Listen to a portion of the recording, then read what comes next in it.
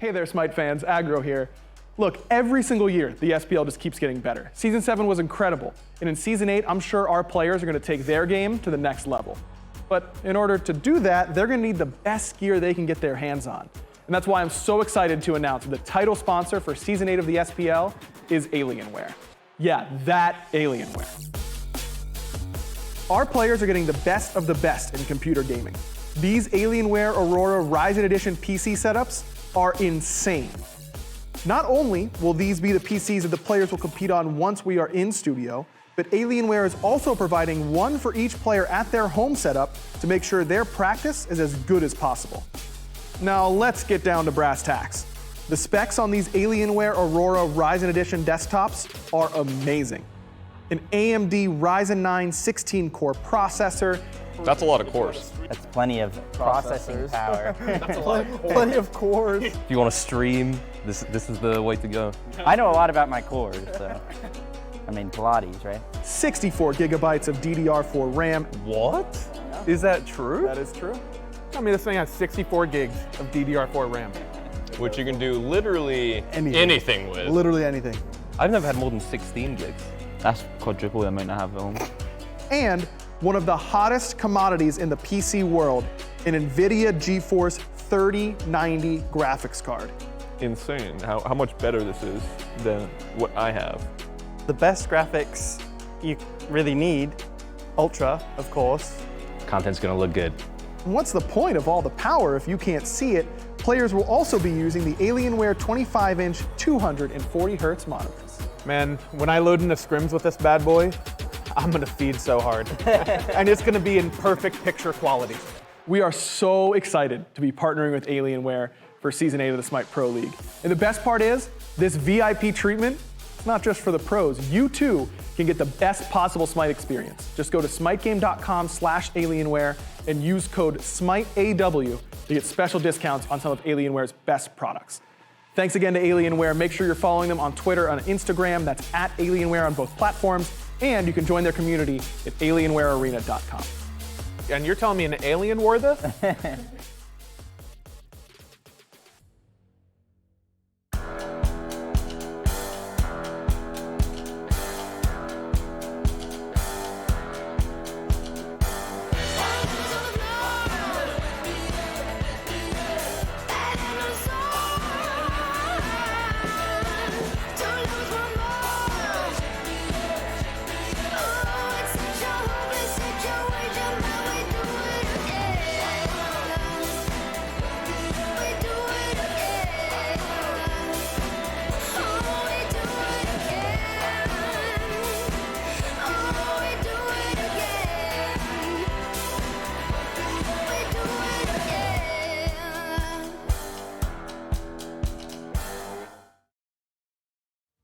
Welcome to the SPL here on a lovely Sunday, powered to you by our title sponsor, Alienware.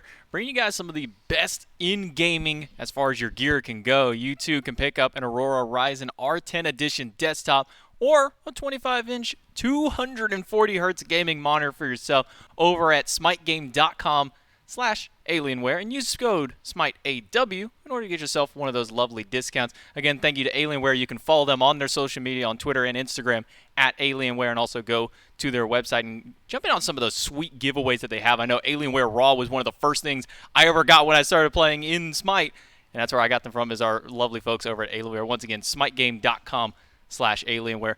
J-Mac Tucker and Aggro joining me here onto the desk for our first matchup of the day. We've got the Camelot Kings, the Tartarus Titans, and later on we'll also have the Atlantis Leviathans taking on the Solar Scarabs, who've had a little bit of a rough patch. But Aggro, getting ready to go into this first matchup. This is a big one for the Titans. They've been on a bit of a losing streak recently, haven't had the hottest of performances. Now they're going up against the Kings, who are kind of on the rise right now. Yeah, the Kings have been looking a little bit better. They found the 2-1 win up against the Oni Warriors earlier this week, though that was a pretty close set. And the Titans did not look particularly good up against the Jade Dragons earlier this week. So that is not the sort of setting that they wanted to come into this game with. But you think about how the Kings have been playing recently, not quite as well as they had been up until that point in particular. You look at what Captain Twig has been doing. He hasn't been as impactful as he was previously. And the Tartarus Titans, they were on the way up a little bit, and now have started to slide back down. The Warriors were able to beat them, I believe, last week. They need to find a stabilizing win as well. So I think that this is a pretty big game for both of these teams and just setting the tone for the second half of Phase 2. I mean, you look at the standings onto it. Camelot Kings up in the 2nd seed right now, where Tartarus Titans, like we said, they kind of rose up to that 3rd seed spot and have now fallen back a little bit after their most recent losses onto it. This isn't the first time these teams have faced off against each other. We're now in the reset portion of it, so everybody's playing each other again. And last time around, the Kings got the upper hand over the Titans. They got the 2-0 victory onto it. So Titans will need to make some adjustments from there. We're in a new meta. We're in a new phase, or a new portion of the phase right now, at least for it. And I think some of these adjustments may be favoring the Titans just a little bit more as far as the meta has developed. Potentially, yeah. I mean, this is a team that has not been particularly good about being active in the early game. And so when the meta is, for now at least, 5 benevolence on your team or 4 benevolence on your team and just farming until the later stages, that could favor this team because they are a little bit more comfortable at that stage. But you look at what the Kings have been doing on the other side, and it's been farming in the early game, getting to late game, drafting late game compositions. The Titans have to show me that they can actually get the ball rolling a little bit earlier. And it starts, of course, with their jungler, Scary D. He has got to be the one to start setting up the Titans for a little bit more. And junglers across the league are struggling right now. It's not just Scary. Fred has been struggling a lot this year. We've mentioned Captain Twig struggling last week. That has not been the case all year, but recently that has been kind of the thing.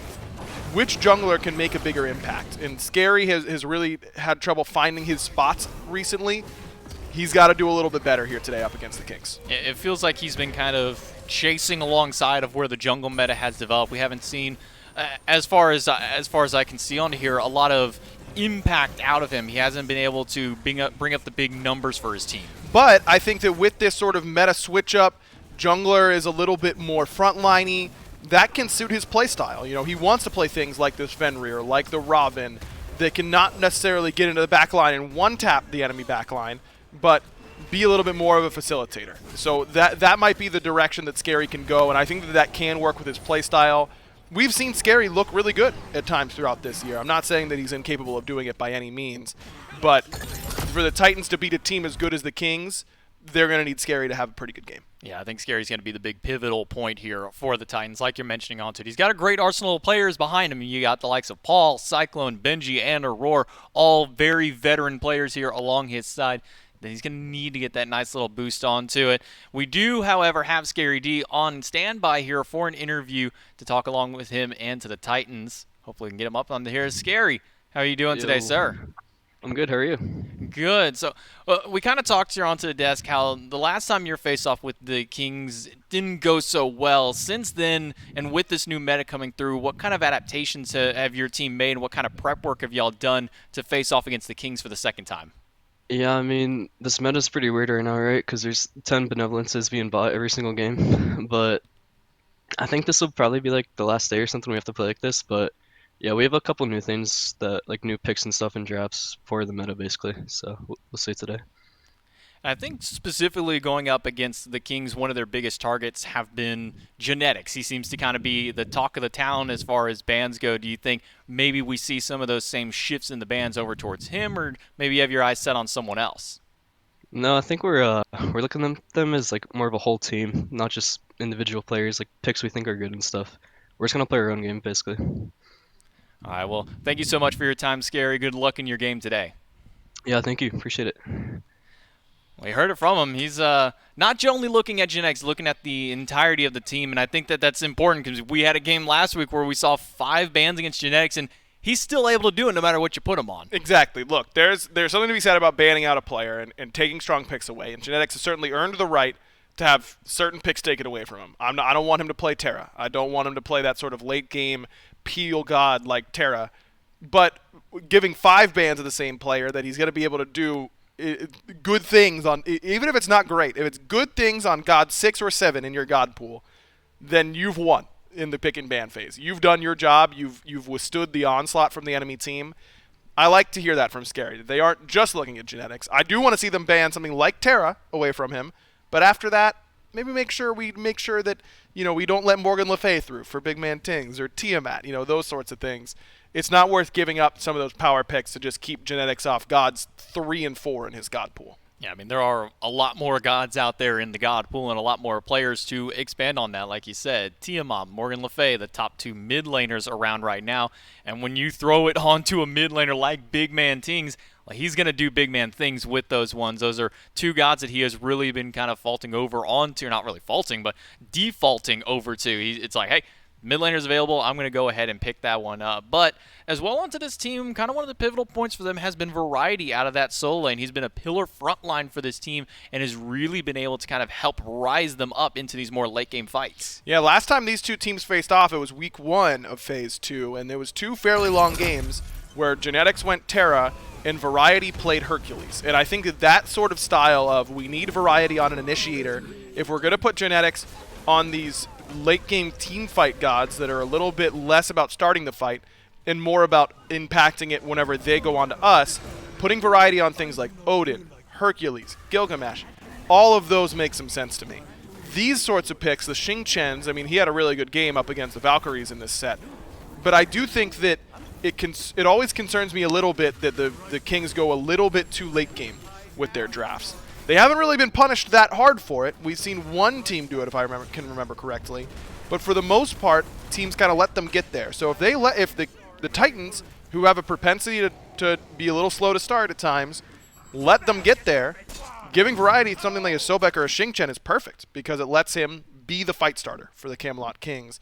But that's maybe where the Titans might look, is taking some fight-starting solo laners out of Variety's hands and force the Kings to do something a little bit different. And it's something we do see out of the Kings is they don't often just draft what's the meta right now. Obviously, you still want to draft into, your top tiers for it, but they also look at what they're playing against. Like you said, the Titans do like to kind of push it a little bit later into the game, so Variety's more than happy taking more of those late game gods into the solo lane. Some of these Kings players really do kind of feed into the style of the enemy team. They're still playing their own style, their style being adapting to what the enemy team wants to play towards. Do they favor towards the early game? Okay, well, we're going to draft gods to be able to box against you and deal with you in that early game. Yeah, I think that the Titans have got to try and make sure that they can get their back line on some of their really strong picks.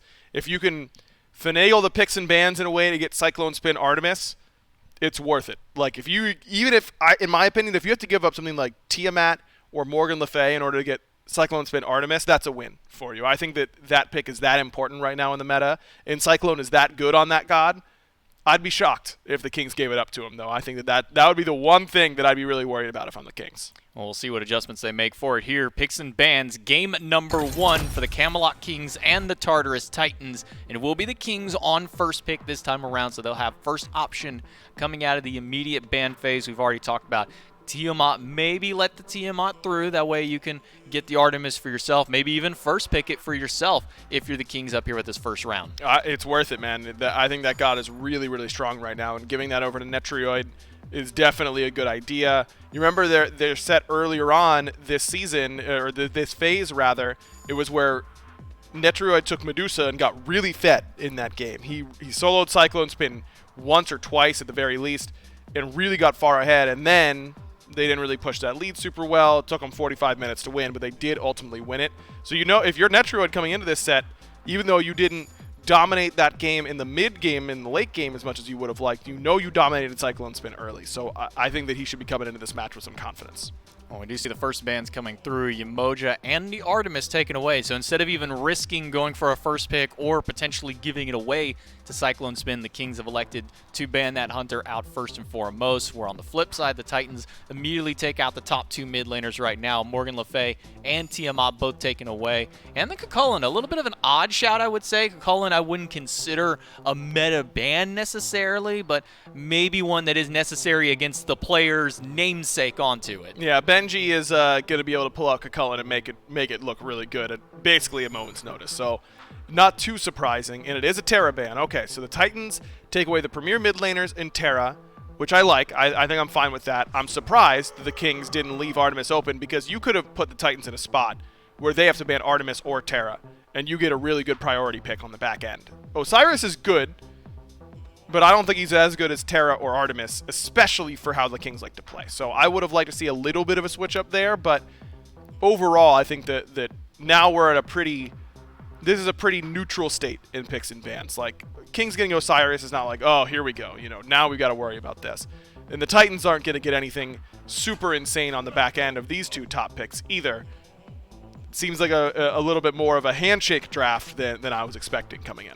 I mean, Osiris going on to Captain Twig, that's been one of his kind of go-tos. It's kind of been every jungler's go-to, to be fair, as far as it goes. But I'm kind of with you on this one. Osiris, in recent weeks, hasn't really shown that maybe he deserves to be a first pick, especially when you have premier players and premier gods. Like you said, make them choose. Do you want Terra or do you want our Artemis? Which one do you want to go with for those players onto it? But instead, they elect to take both these off the board between the two teams. Instead, we see an Odin picked up again. He still seems to be a very high priority for these pro players, and Gilgamesh on the back end of that as well go over to the Titans. I mean, now you've got your initiators locked in. If you're the Tartarus Titans, you've got Odin and Gilgamesh. Those are going to be your fight starters, and you take those out of Variety's hands, and these are picks that he has liked. So now you're thinking about whether or not this Osiris is going to be jungle or solo. I'd be very surprised if it wasn't jungle for the Kings, but maybe with enough changes they could do it that way. As Bologna. Okay, so Odin support. Odin support, Gilgamesh jungle, Bologna solo. And I have no problem with that being your three, right? No problem whatsoever. However, the problem I have is, in what world does Bologna get banned here from the Kings? They're never banning it, right? No shot. They think you've got your jungler and solo right there between Odin and Gilgamesh. Why not go with something, pick your mid laner here, pick your hunter here, and let them do it? This tells me that both Paul and Cyclone are saying, no, I need to counterpick. I need to counterpick what they're going to go with. But the thing is that one of them is going to have to take something on the back end here anyways, right? They're not going to be able to see another pick from the Kings. They're going to have to take a god before the Kings lock in their next selections. So at least one of those players does not actually get to counterpick. And it makes it easier to ban. I think that now the Kings know that the backline is what needs to be banned away. Maybe they would have double banned Paul in this spot anyways, or double banned Cyclone Spin, or split the bans like they could do. But at least make them think about banning a support away or something along those lines. I've got no problem with Odin, Gilgamesh, Bologna being on your draft. I really don't like that it's their top three. Yeah, I think the Bologna is probably the most curious ban or pick in this position specifically. It's definitely not worthy of a top two. If you got that top two, yeah, I don't think it's worthy of a top three onto it as well. And like you said, makes it easy to ban out specific players. In this case, it's going to be Paul being banned away here. They take away his signature Hell. They've also got the Baba Yaga that they've now taken off the table. Kronos left available. Still kind of a flexibility with it. This was one of Paul's gods back when he was playing in the Amateur League and even up into the Pro League. He played a little bit, so still some flexibility with that.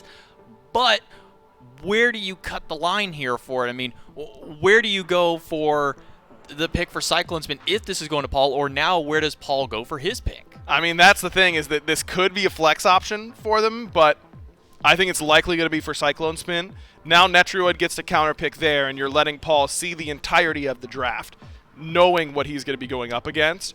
But he already knows his likely jungler. I think it's pretty safe to assume that's Osiris jungle, and the mid laner in the Raijin. So I'm a little surprised that they elect to give Paul the final pick instead of letting Cyclone counterpick his lane matchup here for the Titans. But, maybe this is a flex. Maybe they are saying, hey, maybe Paul takes this Kronos, and Cyclone, if he finds a really good matchup, can take it over there in duo. But if Cyclone isn't taking this Kronos, and this is going over to Paul, they're now reaching kind of deep into the Hunter pool. I mean, the top Artemis is out of the way. Though Cyclone does have a pretty deep god pool. We've seen him bring out the Izanami when all things are all said and done onto it. So still some flexibility, and the Kings are really thinking about what they want to do with this pick here. They got the Raijin, that's going mid. They got the Fafnir, that's going support. The Osiris is still that kind of question mark for them. And the Chernobog locked in here to go into the duo lane. We don't see Chernobog very often. Where does he kind of round this draft here? I think he's just safe. There's so much dive on the enemy side. There's 3 warriors that are going to be in the back line consistently going after the ADC. So it makes some sense to give him something that with the maximum safety. Heimdall could have been solid in this spot. Jingwei could have been fine. But Chernobog lets him get to different fights around the map and be a little bit more of a late game presence with his team fighting in that ultimate in that sort of sense. as a Freya hover comes through for the Tartarus Titans. This would be interesting. It would be very auto attack centric. You would have loved to have a Fafnir on your team if you're the Titans. It's unfortunate for you that the Kings ended up taking it pretty early on in their draft. I'm not sold on Freya's viability right now. I don't think that she's super strong, but Cyclone is one of the best Freya players we've ever had. So if there's going to be someone to pull it out, I guess it has to be Cyclone Spin. He's going to run it back. He has run it before, if I remember correctly, onto it. Didn't quite get them the victory they were looking for, but still had a decent performance onto it.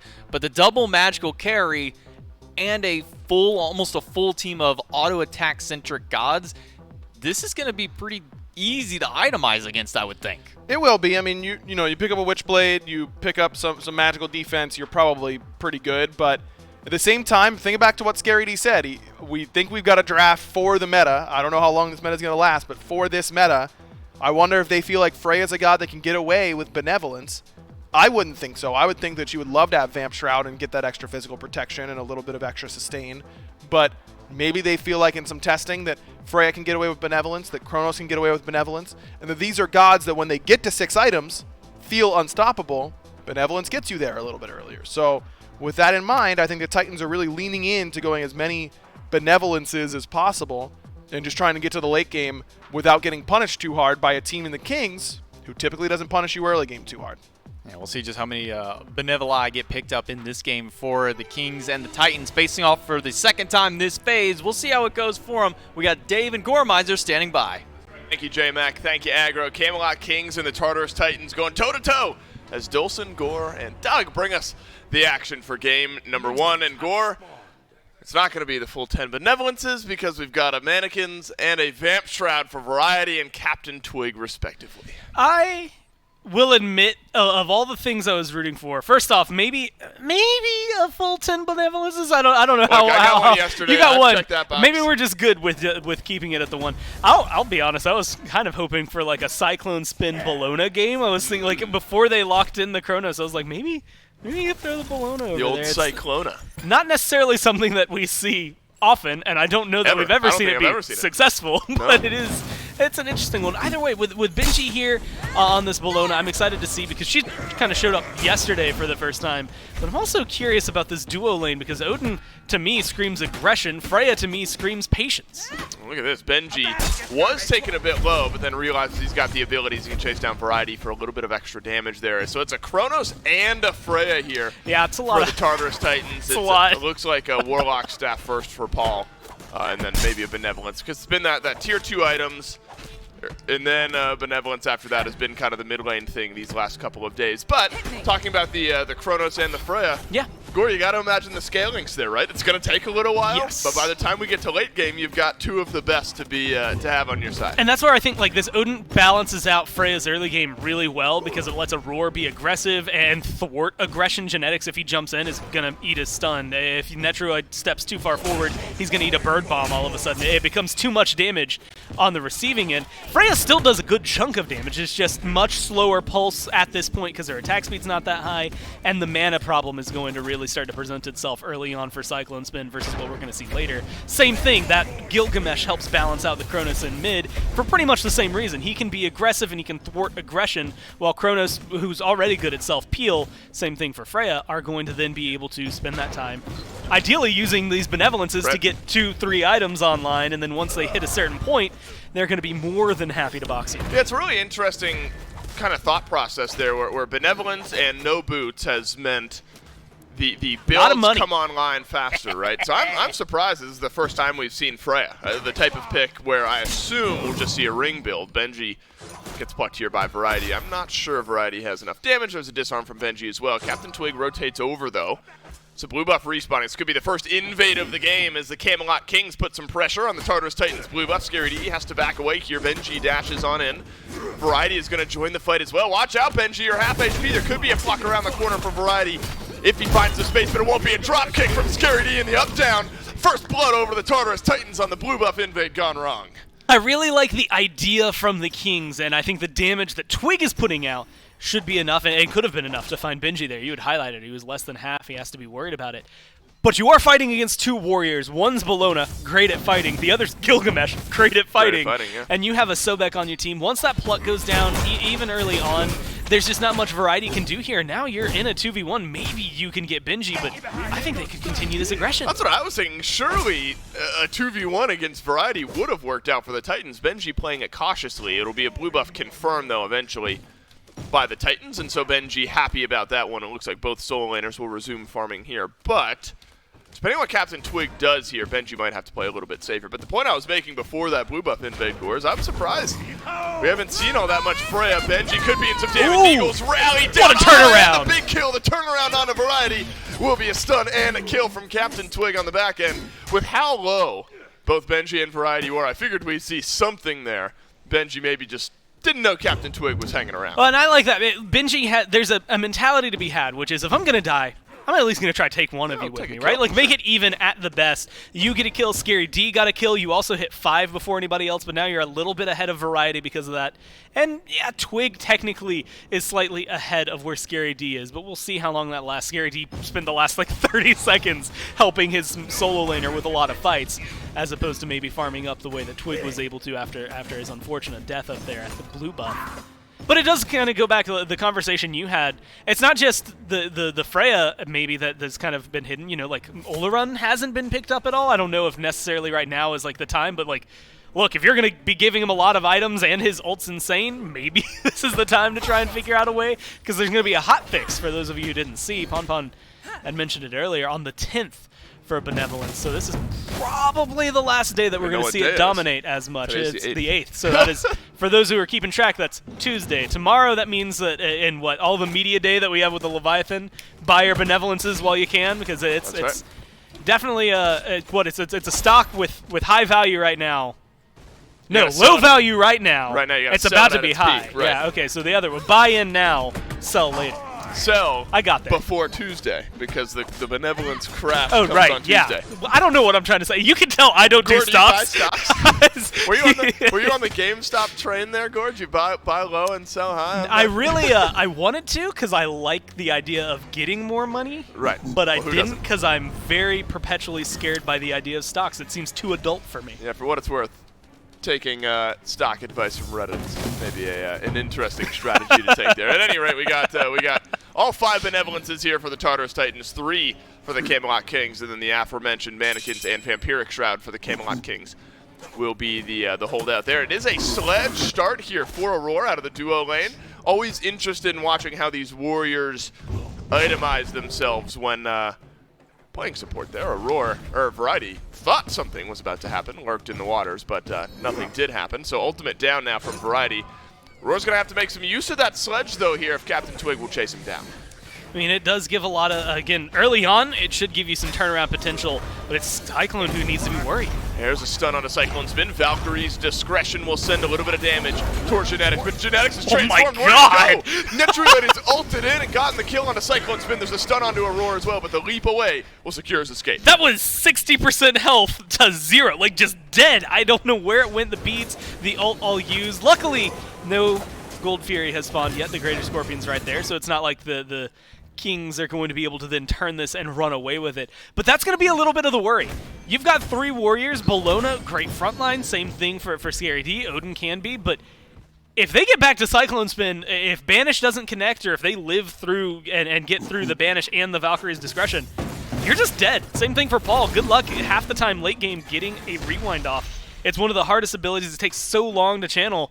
And so if your stun doesn't connect, or if they have a beads and pop it to continue getting aggressive, that's going to cause a lot of problems for them. It's also going to highlight, I think Aggro had kind of mentioned it on the desk, but I think something that's really going to hurt Paul and Cyclone Spin, assuming the Kings want to do it. But get a Horrific Emblem, all of a sudden you're slowing attack speeds in the middle of the fight. Get a Witchblade, all of a sudden attack speed's getting slowed. That's going to hurt Bologna. It's going to kind of hurt Gilgamesh, sort of hurt Odin, but it's really going to smack down the Kronos and the Freya. And so the Titans, the power gap is going to be incredible in their favor, and they all have Benevolence, so that theoretically gold gap should be in their favor as well. But we'll see if the just kind of formulaic draft from the Kings is going to be enough to lock them down and CC them enough to just slaughter the carries. Well, Captain Twig has got a solid 100 20 XP per minute over Scary D, despite Scary D having the Benevolence. So it's been a good farm status and kill and an assist for Captain Twig, while Scary D only has that early kill here in this game. And it's a 2-level lead out of the jungle for this Osiris. And this is the type of build we've seen on the Osiris, right, where it's been Mannequin, Stone Cutting Sword, build into something a little bit different later on. And Scary D is going to try to close that golden XP gap here with Benji, but Variety's safe enough to dash away. But this is where you can really start to maybe see Captain Twig flex those muscles a little bit. A 2-level lead on this Osiris with the state of the build right now. Could get the ball rolling for the Camelot Kings here, shy of 10 minutes. Especially if Twig is able to get a little more involved. We've seen him, kind of start up some of those fights early on, and he's been more involved, definitely involved in that last kill on the Cyclone. Being able to maybe make a rotation. Right now he's going for the Scorpion Steel away from the Titans. But if they're getting aggressive where they're putting that pressure right now, I think, we've seen 2 ganks over to Solo, one for the blue buff, he died, one for just the Benji kill, he got it. And so I think there's a little more pressure to be had elsewhere on the map, especially right now where they're theoretically weaker than they will be in 5 minutes. Poor Variety, he sent a couple plucks Benji's way, but missed there. But keeping himself safe enough. That Sobek is going to be a menace to deal with, though, in the late game as well. We've talked plenty about the scalability of the Kronos and the Freya and what they're going to bring to the Titans as this game goes on. And absolutely something the Camelot Kings have to be worried about. But Variety as well, Captain Twig, we've seen the Osiris look near unstoppable in the late game, and opens up a little bit of this. Got the Stone Cutting Sword on early, and you've got a Frenzy. This is a big commit here from the Camelot Kings. They've used a Frenzy. Can Roar steal it away? Yes, he can! He jumps in. Bird Bomb takes away the Gold Fury. The Camelot Kings at least make a Roar pay for it, but it's a big steal for the Titan support. That's just an old-fashioned steal, too. Like, nothing about it. He just stood there. He let him know what he was going to do. I'm Odin. I've only got one trick up my sleeve. I'm going to Bird Bomb right onto the Gold Fury. No CC goes his way. No Hammer from Genetics. No Lockdown. I mean, Variety's not over there, but even if you have Sobek there, a Pluck, no taunt, no fear, no anything to come down from Big Man Tings. They just kind of let him do it, and that's what confuses me maybe even more so. Aurora, look. The most riveting replay you'll see. There's nothing going on in his brain other than, I'm going to watch you do the damage and then jump in. I mean, that is about as clean as it gets. Yeah, of course you're going to die there. Who cares? Just hold the Gold Fury, put your team, well, back on even, but still in a very, very good spot. It was a really good cage, actually. If Big Man Tings didn't have ult or had committed the ult onto the Gold Fury a little bit earlier, there is a chance that Aurora might have gotten out. So the Camelot Kings will go to the Pyro. They won't make a mistake about this one. And at least we'll get the Pyromancer pulled towards themselves. This Tartarus Titans team has been hard to figure out at times, Score, because we've seen those types of moments where you get these big swings, you get some early pressure. Aurora's looking good so far in this game, despite the one death. You got that steal, and seemingly has kept Cyclone Spin a little bit more comfortable in lane. Benji, unfortunately, is not going to be super comfortable here. Genetics is off to the side. Might be a 3-man commit on the Tier 1 tower dive, but the ultimate from Benji will secure his escape.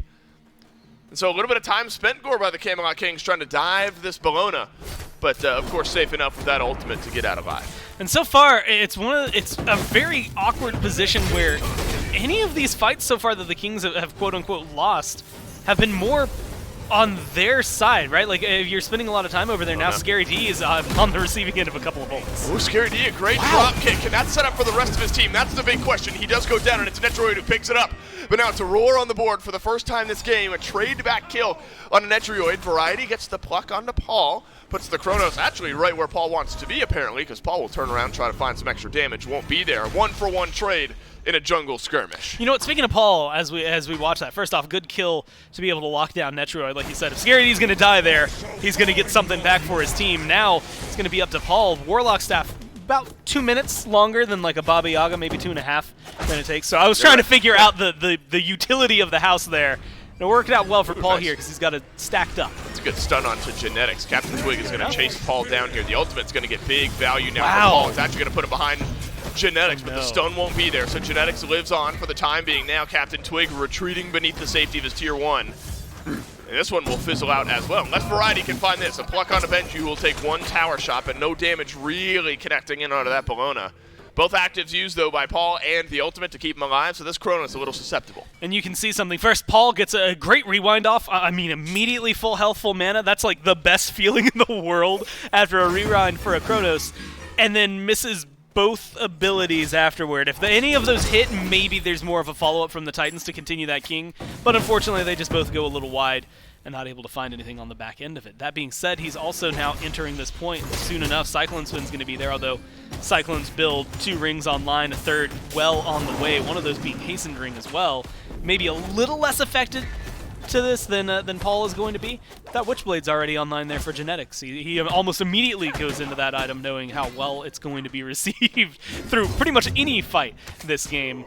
And I'm going to keep my eyes. He's level 11 right now. When he turns level 12, what that second relic is going to be important to me as well. But as of right now, knowing that Witchblade is online, we already haven't really gotten to see Cyclone Spin get involved. The damage will still be there. Yep. It's just going to be slightly further apart. Is that damage going to be far enough apart for Variety, for Tings, or Twig, or someone to get into the back line, either cause a kill or just deal the damage necessary to find them? That's really what the Kings are going to be fighting up against. Yeah, we haven't gotten a damage check from Cyclone Spin in a minute or two. Haven't really seen much in the duo lane here as of yet. Difficult, though, to maybe gank this this Chernabog. Cyclone Spin with the Banish and the Valkyrie's Discretion can be safe enough. It was a big commit to get that 1 kill onto Cyclone Spin.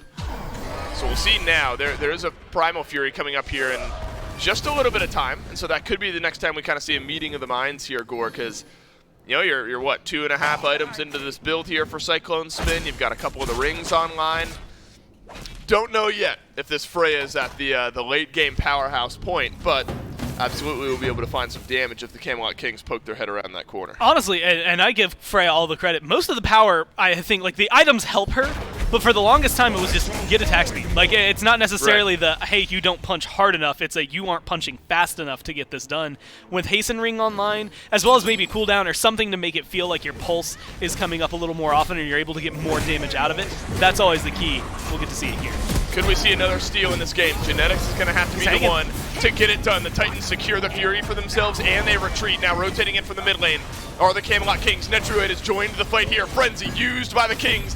And now the onslaught begins. Captain Twig with a massive Lord of the Afterlife into the Titans backline. And the tier 2 tower is going to be the safe haven here, but there's no safety to be found. The Camelot Kings rolling over the Titans. It says something when you have to run absolutely not just away from your team, away from the tower, away from your lane. You have to get away from all actual safe havens that should exist for you on the map there if you're Paul, just to get away from that.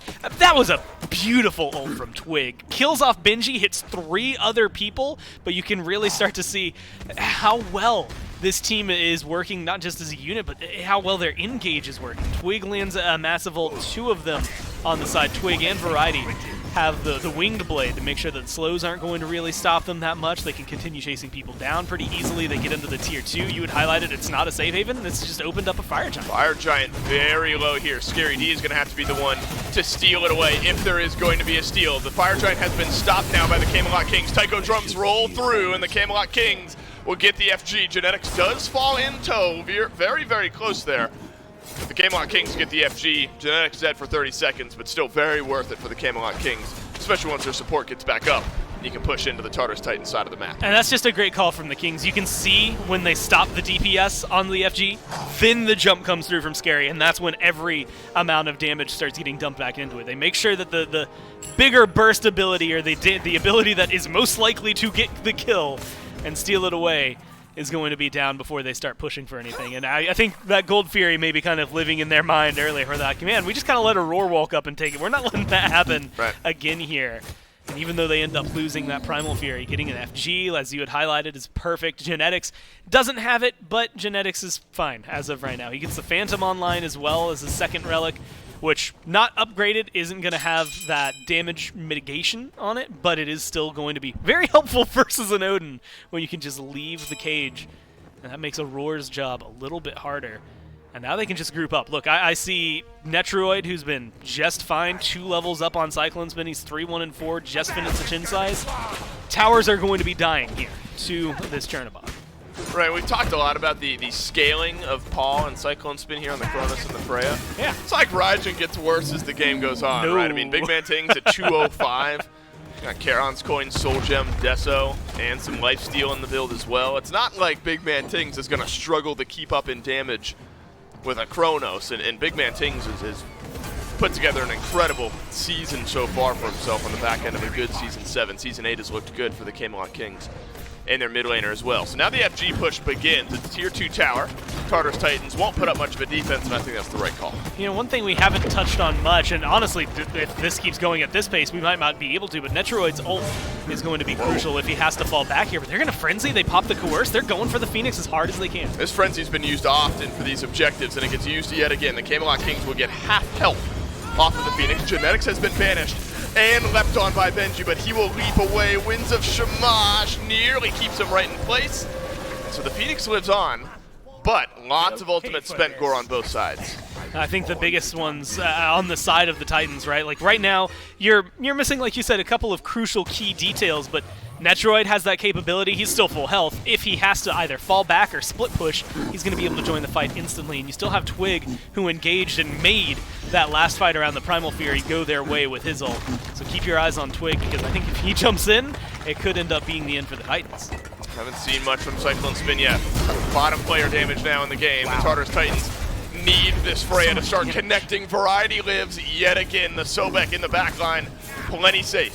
And Variety will waltz on away. So, towers have been taken down. Phoenix is still stand. Captain Twig has got something else in mind here, though. He's left into the back line, and the Tartarus Titans will lock him in place. That's Aurora using the cage, but Phantom is the answer here. Netroid's got to be careful, and in the wall, find some safety. Man, it's weird. You're walking away. There's a ton of low health bars for both teams. Scary D, he's going to continue getting aggressive. What a great drop kick! Scary D re-engages in on the fight. You got to get a kill off of something like that if you're the Tartarus Titans. But nobody's fallen. Instead, Variety is going to turn this one around. Paul has to use the ultimate to rewind himself back to safety. Captain Twig likely goes down here, so at least the Titans get one. And they have 20 seconds left on this Fire Giant. They save the Phoenixes. The Titans do their job. Tier 2 towers, don't ever try to defend them unless you are absolutely certain when the other team has a Fire Giant. But those Phoenixes, they put up the fight, and they save one at half health, one who's regening up to half health. Now they're in a good position to get a Fury, Dave, even furthering the distance between them. Fire Giant's going to fall right here, or the buff, I should say, is going to fall off of the Kings here. So they've got a minute to set up. Benji's over on the other side of the map doing the Pyromancer right now. If this Gold Fury goes the way of the Titans, they're not just in it, they're going to be equal. Yeah, this is no longer a free Gold Fury, though. It was started by the Titans, but then Genetics throws out the hammer and slows down the Titans. Scary D leaps away, and now it's the Camelot Kings pulling the Gold Fury, but this one gets reset. This is a big Gold Fury gore. You don't often see that 20 minutes in, but this could be a way back into the game for the Tartarus Titans. Cage and Winds of Shamash get used in conjunction, and that's kept the Kings right where they are, but instead the Tartarus Titans have lost Cyclone Spin early on in this fight. Freya just seems to be too easily dove right now. I mean, Beads Aegis used, wasn't able to get the ult off. Cyclone's 0-3-0. He's been a part of none of the kills for his team. Every single fight that they've been able to go into hasn't been able to result in. When we get the damage back up on there, I think it was bottom player I'm gonna vision that he's not necessarily too high up. In fact, the killers on the other side, the Kings here, are going to be solid. He's just a little ahead of where we see Genetics. Genetics is playing Fafnir. He's below the Odin, below every other member of the game outside of Genetics. And look, when you lock in Freya, that's not what you're trying to get done. So hopefully we'll see a little bit of a turnaround. Otherwise, I mean, you're playing this game without a carry right now. Right. We're at the point in the build where there should be more You've got damage. 4 rings. Your fingers are covered. Right, your fingers are covered. Cyclone Spin just hasn't had the chance, right? It's been dove on too consistently, and this game hasn't been going the Titans' way to give Cyclone Spin a chance. Fire Giant gets started up, but Roar gets plucked back towards the Camelot Kings here. And so the Fire Giant gets reset. Now the Camelot Kings looking for a pick, looking for a fight. It's Captain Twig jumping onto Aurora, who uses the cage, but then Phantom will not get used, but still waiting by Genetics, and good to wait that one out there. If Aurora gets that ultimate back up by this time, this FG gets taken down. Animosity's been finished for Netroid, so watch for his damage. Same thing there for Benji, who are going to be crucial players. Also Variety, if this pluck goes through, if he gets a good kill, he's just going to whiff it. Variety goes right between all the Tartarus Titans. Scary D will use his ultimate as well. Fire Giant reset, and that's maybe what the Tartarus Titans were looking to do. And so the Camelot Kings somewhat low on Variety. Might have to consider going back. Benji's also somewhat low, so both solo laners have taken a little bit of damage here in this fight. And so it'll be an FG reset, but the Tartarus Titans, you gotta be careful Coerce here, and Frenzy, baby. Transforms, Coerce, Frenzy, damage onto the FG, and it is going down quickly, and the Titans won't have a chance to reply. Genetics, so Biggie opened up his book, his notes, to one page that said Fafnir, coerce, plus frenzy equals smiley face. That's been the play every single time. Frowny face for the FG, it has been really, really treating them well. I mean, every objective that they've caught off into a weird, moment like that, save for the left Phoenix, which was able to survive there, has been absolutely blasted away with the damage they're able to do. So that's going to be, the last 2 towers that the Titans had standing taken down, and it should start resulting in a Phoenix. It all comes down to, once again, the Titans and their defense. They were able to hold 2 Phoenixes at half health last time. They've got 3.5 minutes right now to work with, so the Kings aren't necessarily pressed to try and get this done. They should be able to, and will be taking a little bit of time, finish up some of those items and get everything rolling for them. Yep. I'd say, honestly, within a minute, maybe you start putting some pressure on the lanes, get the minions forward. Twig's actually caught out now. I'm not sure Twig is going to be all that worried. Has to use his ultimate. Doesn't feel great, but gets the ultimate out of Benji as well. So the Camelot Kings find themselves, 6K ahead of the Tartarus Titans at this point, 24 minutes into the game. This is the big FG buff, Gore, right? I mean, the earlier FG set up these Phoenixes. Now you could just walk on in and try to siege things up here.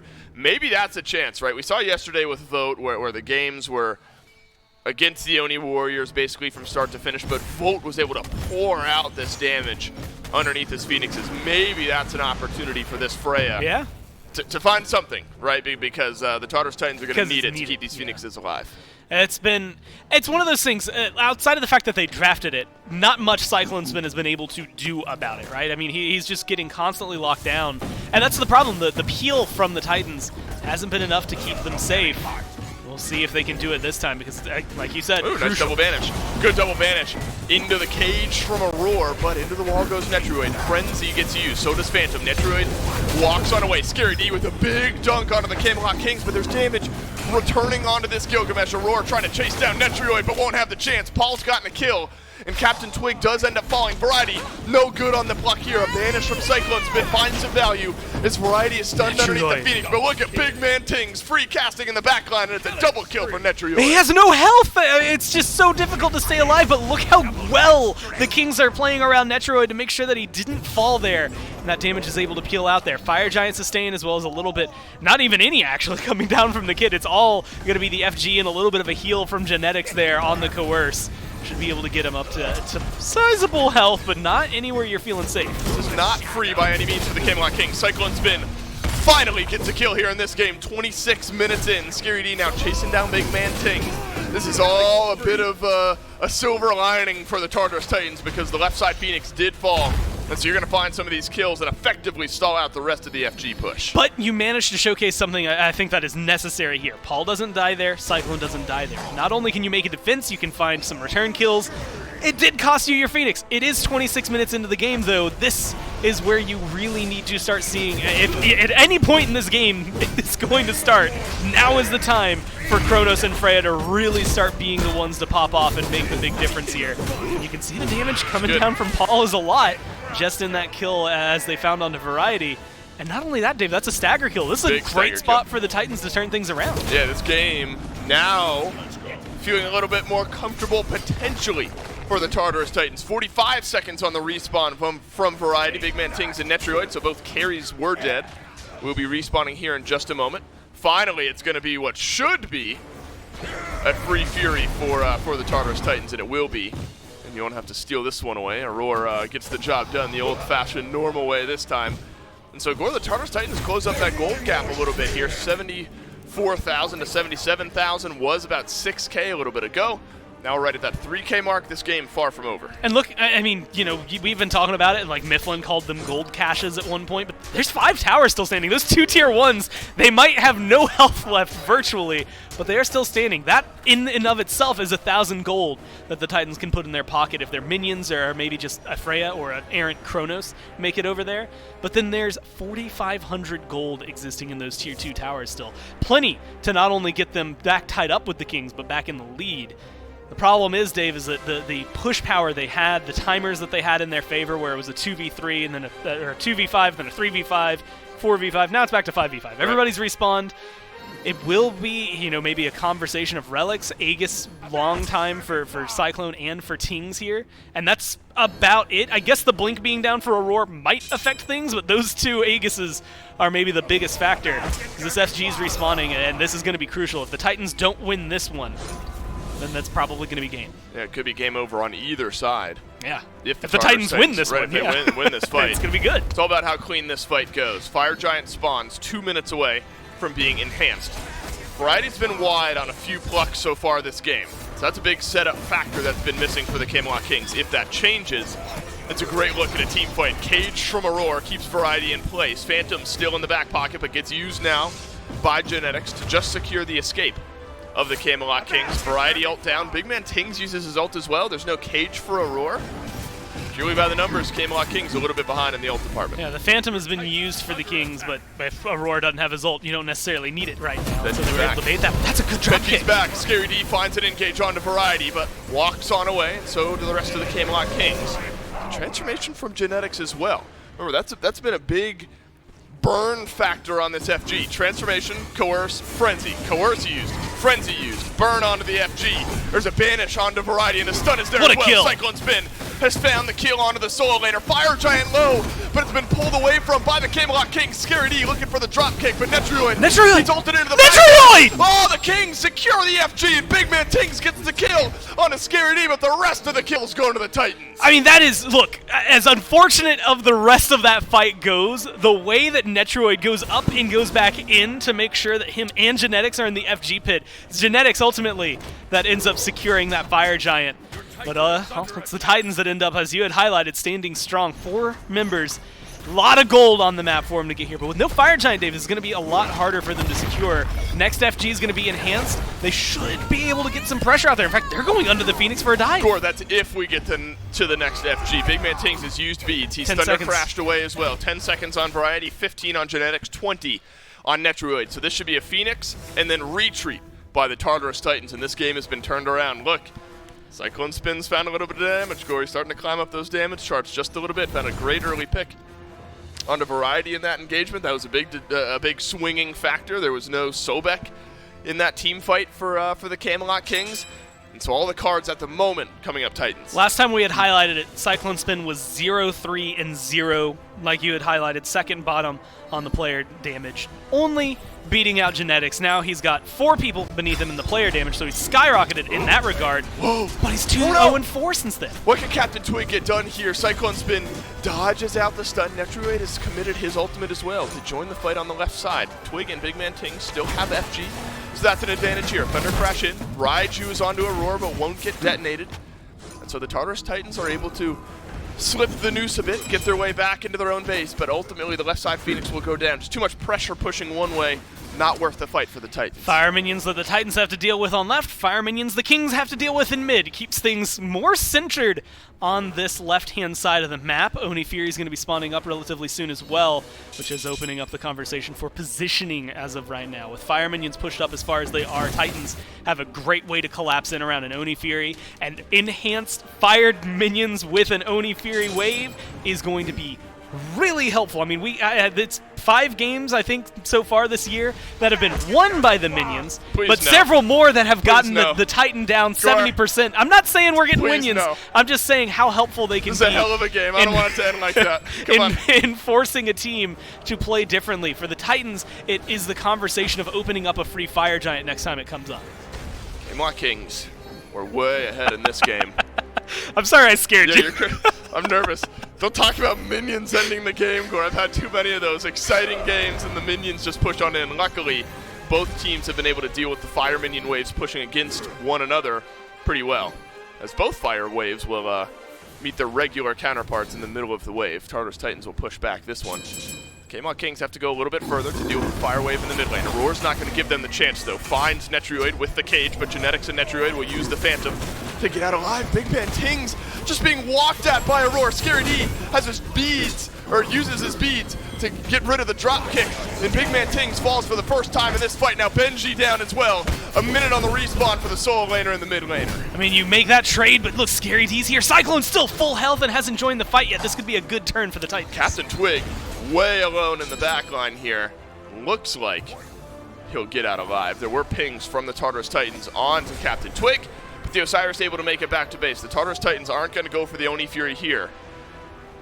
All things considered there, Gore. Nearly equal on that fight. Big Man Tings goes down, uses both actives.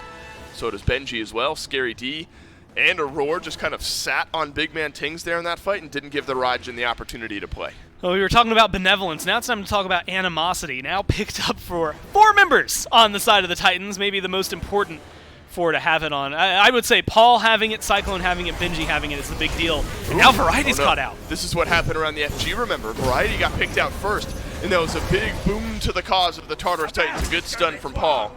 But Variety's going to dash away from this one. When you're 30 minutes in, Gore, your death timer's at a minute, it's a game of inches. A pick like that could potentially end the game depending on how the Tartarus Titans play it. Each individual fight, each individual pick from this point on could be game-ending. And right now, you can see both of these teams still hovering around the Unifury, but you had mentioned the Fire Giant. It's up in less than a minute now. You're looking at an EFG. It's 34 minutes into the game. It is a crucial detail. Oni Fury, you don't want to end up wiping here if it means that you can fight around that EFG. You also don't want to just give it away for free. It's such a difficult decision to make. And because both of these teams, there's not necessarily one overwhelming secure, you have to be even more careful every time you engage on these neutral objectives. Pyromancer's up. This Oni Fury's still hanging out available. And last time we saw the 2 Fury and the Pyro available, Benji was the one who was split pushing all the damage and picked up the objective on the side. You can't risk being in a 4v5. Mid-Phoenix respawn now for the Camelot Kings. They're not going to have the fire minions to deal with. And so the ballroom dance that we had going on between these two teams by the Fury has now transitioned itself over to the FG, enhanced this time, and that's a game ender on either side if enough people are alive on one team with the enhanced Fire Giant. Goodbye, Doug, to point out the couple of fire minion waves that are still spawning for the Camelot Kings, still pushing their way down the left side of the map here. Paul is going to go back to deal with those. Pyromancer with a more immediate advantage to be grabbed, especially if somebody has to go back to base. Genetics transforms, and that's been the go button for this Camelot Kings team. Coerce finds its way onto the carries. Fire Giant not committed on, though, just yet by the Camelot Kings. There's still some damage finding its way in there, but the front line peeling out against the Tartarus Titans. The FG is reset at 50%. Aurora jumps away. Genetics backs off as well. But they dropped it. Look, all the damage went on to Netroid. He's going to have to back. And now you get the decision. You, as highlighted, Pyromancer is there, so you can run back to this, and it doesn't seem like the Titans are going to force any issues as of right now. So not in a big rush. But Netroid does have that ult available as well. He could theoretically be split pushing that Phoenix, make sure those fire minions were fine, be over there with Paul, and get right back into the fight. Variety has only hit a couple of important plucks this game. That could have been important onto Aurora, but a tanky enough target to walk out of that one just fine. Paul is back in base, deals with one of the fire minion waves. Phoenix is respawned.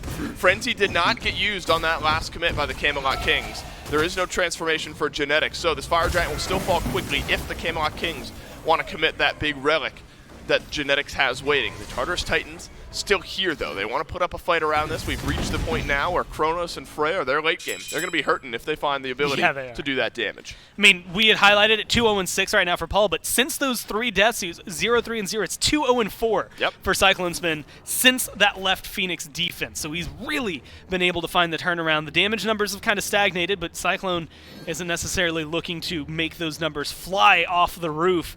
He just needs to find enough to get the kills. And as long as he's alive, that's the golden opportunity. Every relic save for Aurora's Blink is available, so you know it's going to be a little more difficult to kill these carries on the Titans. We're hovering. I mean, Dave, it's 400 gold separating these two teams, right? You don't even have necessary advantage when it comes to, I guess, maybe some wards. Realistically, here for the Kings is what it should be. But, I mean, look at the map. It's smattered with everybody. A little bit more focus over here on the left-hand side. Speaking of which, Netroid going to be able to get an Oni Fury. Does get the Oni Fury. He is low, though. So wants to go back to base. There is no Pyromancer. So if Netroid wants to join this fight, he's going to have to ult in. And that's going to put him behind one of the members of the Tartarus Titans. And the Tartarus Titans happy to take that advantage. Big Man Ting slowed by the winds of Scary D. Aurora's used the cage here, but it's a Thunder Crash away from Big Man Tings. 3 members of the Camelot Kings locked in place, still searching for a pick onto the Titans. And the Titans now will turn around as Netroid has rejoined the fight. And they're in a little bit of a stronger position. You do have the transformation back for Genetics, but Twig had to use his ult to disengage, so that's a free engage that you don't have. Frenzy used, and the Titans secure the FG, but now there's a fight on the other side of it. Genetics gets Netroid. stunned down right on the back end of his ultimate. Netroid walked down by Benji. FG to the Titans. A kill to the Titans as well. And it'll be a second on to Genetics in just a moment. Look, 20 minutes ago, this was a Kings game through and through. They were knocking on the Phoenix already, looking to take the Titans down.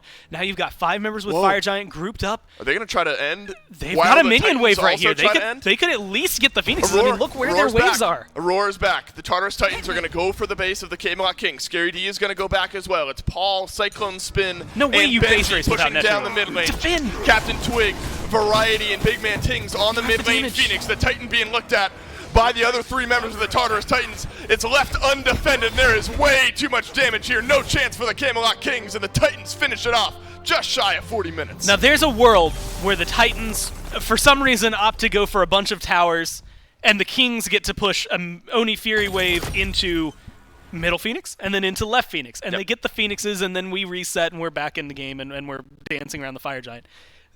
I don't know why they went for it there. We've got 5 people with Fire Giant on the other side, and exposed Phoenix that is weakened because it was already there. They make the rush. They don't have a carry. The only physical damage there at the time was Twig. You're not going to be able to burn through that Phoenix in time to defend anything. Do you think they're going to defend their Titan anyway? I mean, maybe the call there is. Look, hold on. Whoa. They had Twig, game. Tings, and Right. Variety. No, Like, you're right. That's enough to me to defend right there. Right. I think the potential Tings for had defense was there. 40,000 damage. Kings, 60,000? they look for the base instead of the defense, and the Tartarus Titans, they walk on in. They turn this game around. This one was heavy for the Kings. Yeah. All the pressure against the Titans. Hey, scaling matters in the Tartarus Titans. They teach the Kings that here effectively in game number 1. Game 1 to the Titans. We'll take a break before game 2. What's up, Smite fans? Dolson here, and if you haven't already, you want to make sure you're checking out twitch.tv/SmiteGame on Mondays from 1 p.m. to 4 p.m. Eastern Time, because we are doing the team content days where we bring in one of your favorite SPL teams. We sit down and do all sorts of crazy content with them. We've got Emotion. Let's go! Holy moly, man. We've got Mifflin throwing himself at the green screen. We've got plenty of actual informative content around all of your favorite Smite players and teams themselves. Because we weren't really thinking about like the console. We were thinking about like how can we beat the PC teams. So make sure you tune in on Mondays from 1 to 4 p.m. Eastern Time to twitch.tv/SmiteGame. And hey, don't worry, if you can't catch it there, you can't catch it live, make sure to go to youtube.com/SmitePro to catch the VODs after the fact. It's a whole lot of fun. You don't want to miss it because hey, you never know what's going to happen. Yep. That's, chat. You just gotta know who's daddy. That's how it be, man. Coming up this week, we've got the Atlantis Leviathans coming in for the live media day.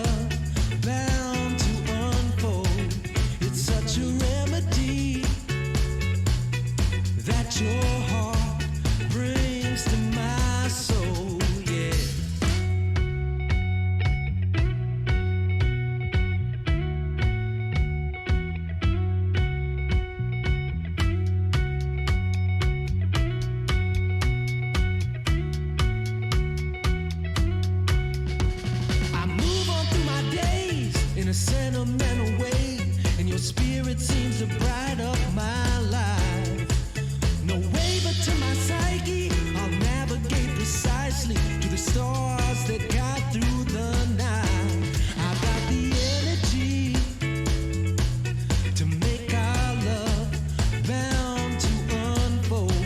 It's such a remedy, yeah, that your heart brings to my soul.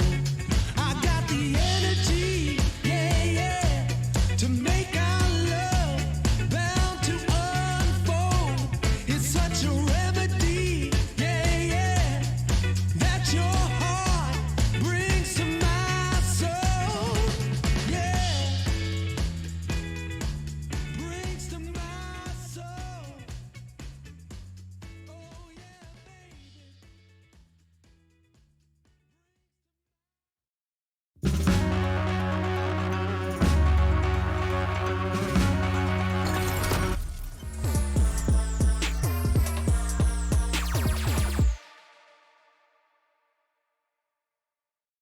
Welcome back, everybody, to the SPL. Camelot Kings fall down in game number 1 to the Titans. But before we get into that, if you haven't already picked up some sweet SPL merchandise, you can find some for yourself at shop.smiteproleague.com. We've got hoodies, we got t-shirts, we got hats, we got all kinds of stuff over there for you. You just need to go ahead and make your way over to there. Thanks to Inside Apparel for being our sponsor here on the merchandise. Once again, shop.smiteproleague.com to buy yourself some sick threads.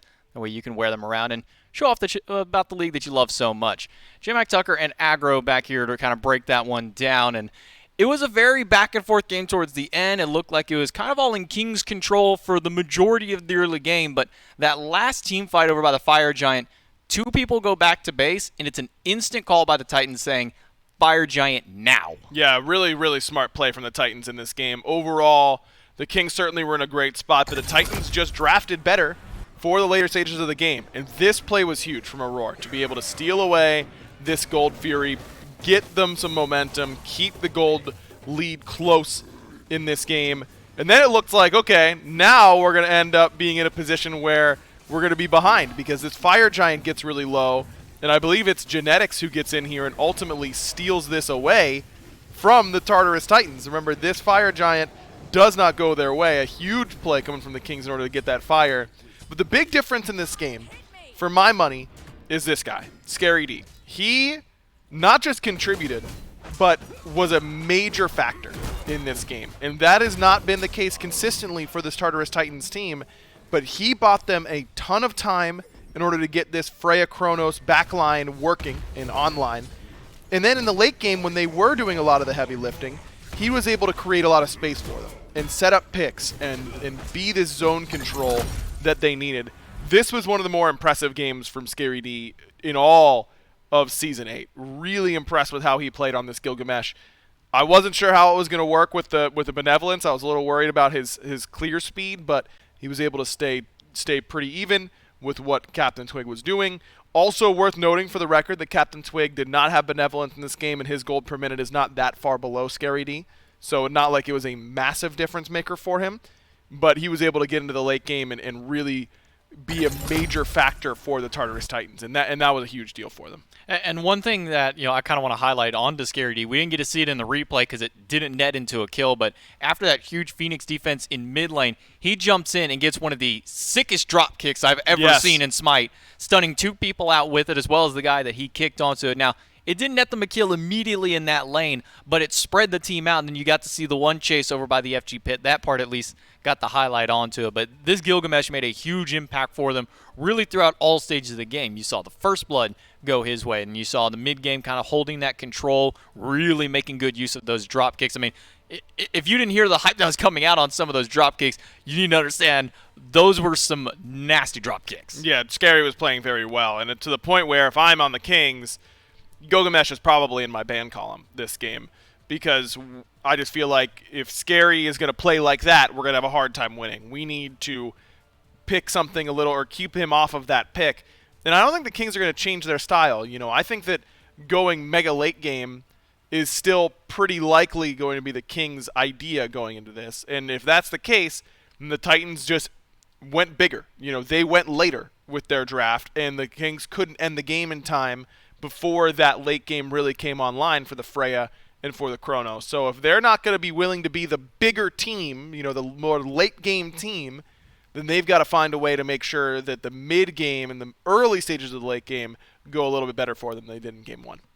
Yeah, well, I mean, when you draft a Chronos and a Freya, you're screaming we want to get to the late game, and unfortunately, they let them get to the late game, end up losing that fight. We'll see if the adjustments are made here in the picks and bans for our second game. See if maybe, like you said, maybe take that Gilgamesh away. It did really good work there for Scaredy, and he made that god look fantastic. One of the better Gilgamesh games that we've seen in a while, just even out of that jungle position onto it. We'll see what adaptations are made here, as the Kings do have first pick yet again. Yeah, I think that sticking with something like the Emoja, instead of banning Artemis, I'd ban Gilgamesh right here. This is the obvious swap to me. They stick with the Artemis, which is a little bit surprising, and if I'm, not even the Titans necessarily, but if I'm playing the Kings next week, and I'm looking at how they're playing this, they don't want Artemis, first pick, I'm writing that down. I'm making note that maybe Netrioid doesn't love that pick, and that maybe we can pick and ban around that moving forward. They decided to go with the Odin instead of the Gilgamesh, and Aurora was great in that game. I didn't really praise him enough, or at all, but I really should have, because he had a very impactful game. Benji was fantastic on the Bologna as well. All three of those frontline members were great, but they stick with the Osiris first pick. I'm very surprised they're willing to give Scary back the Gilgamesh. I would not have. And now we just wait for that Gilgamesh to inevitably be locked in here on the side of the Titans. No shot they let this one get into the second phase. They're going to ban this one, or grab this one almost immediately. It's just a matter of what do they pick along with it. It's essentially the same bans that we had last time. Instead, you swap in the Odin in that third ban for the Kings. So now, I don't know if you go for the Bologna again. You kind of gave up your hand onto it, but they instead take the Fafnir, making sure to pull that one away from Genetics, and it does kind of fit into that. Would have been nice if they had that in the last game, but they made do with what they had. Yeah, I think that Fafnir, if they're going to go with the same sort of style, and you think about we want Chronos Freya, and we want a strong front line, we have Fafnir added in instead of that Odin, which was very impactful to have Odin, but coercing my Freya Chronos late game seems pretty good. Gross. So I'm not going to argue with you about it. I think that's a good way for the Titans to shift, but maintain threat of the exact same composition coming back here for the Kings. But now you can't take Chronos and Freya. You can only take one theoretically here, and the other one might get banned. So they've got to figure out what their priority is if they want to try and run it back. And then it's also a question, do you put the bans towards that? Because it's not like those two gods were the sole reason that they won that one. That was just the reason they were able to end the game at the end of it so quickly, is because you got to a late game Chronos and Freya. Maybe we see if they shift some of the bans there, or if they just say, you know what, if you really want to run it back, run at least one of them. If you do ban one, though, which one do you go with the ban? I think that I think it's probably more important to run back the Chronos in mid for Paul, and give Cyclone something else, that Izanami, something like that can get away with Benevolence early and then still be a late game hyper carry. If I had to guess, if I feel like we need one here for the Titans, I think I'm taking Chronos if we're trying to go with the same style of composition. Well, Rom picked up on the side of the Kings, going over to Netroid's hand. He's been kind of defaulting back to that one a little bit more often, and Bologna one more time picked up. So they do just sub out the Odin that got banned away and slot the Fafnir in here. Now is the real question for the Titans, is do they get those same two gods back? And if they can get them both back, do they run those same two? Yeah, I don't think the Kings are going to let them get both. I think that they have to ban at least one in this spot. Maybe they can go, last game it was Hell and Baba Yaga bans. I think I might be willing to go Hell Chronos in my ban slot. But I'd be pretty surprised if they go Hell Baba again and just let them get Chronos Freya. You certainly know they won't be taking either. I mean, theoretically, Big Man Things could take Chronos away, but what are the odds that that's in his god pool? As big as it has been during this year, I don't think anyone else is pulling out Chronos mid besides Paul. Nah, I think he's probably the only one, and this is also one of the only teams that would even pull out the Chronos. You have maybe the Valkyries with Emilitu to pick that one up as kind of a backup onto it. But interesting enough, more mage bans on the side of the Titans. They take away the Raijin and the Baba Yaga themselves, so that just allows the Kings to pick one ban for them, and they elected to ban the Freya and not the Chronos. Little surprised because that's the one that seemed more abusable, right? They got a better lead against that pick than they did against the Chronos. So I thought that maybe they would feel like they've got a longer window against Freya than they do against Chronos, and we can try and get it that way. But they end up going with the Freya ban. If I'm the Titans, I think I might be locking in Cyclone's God here, and this could still be Cyclone's God. Don't forget that he could just take Chronos and then go something like Baba Yaga, and then you still have great late game scaling, but a little bit less in the mage ADC department and a little bit more just outright mage damage. I don't think that there's a whole problem by going Chronos in this spot, and I wonder if it is a flex pick. I don't know if this is locked in guaranteed for Paul.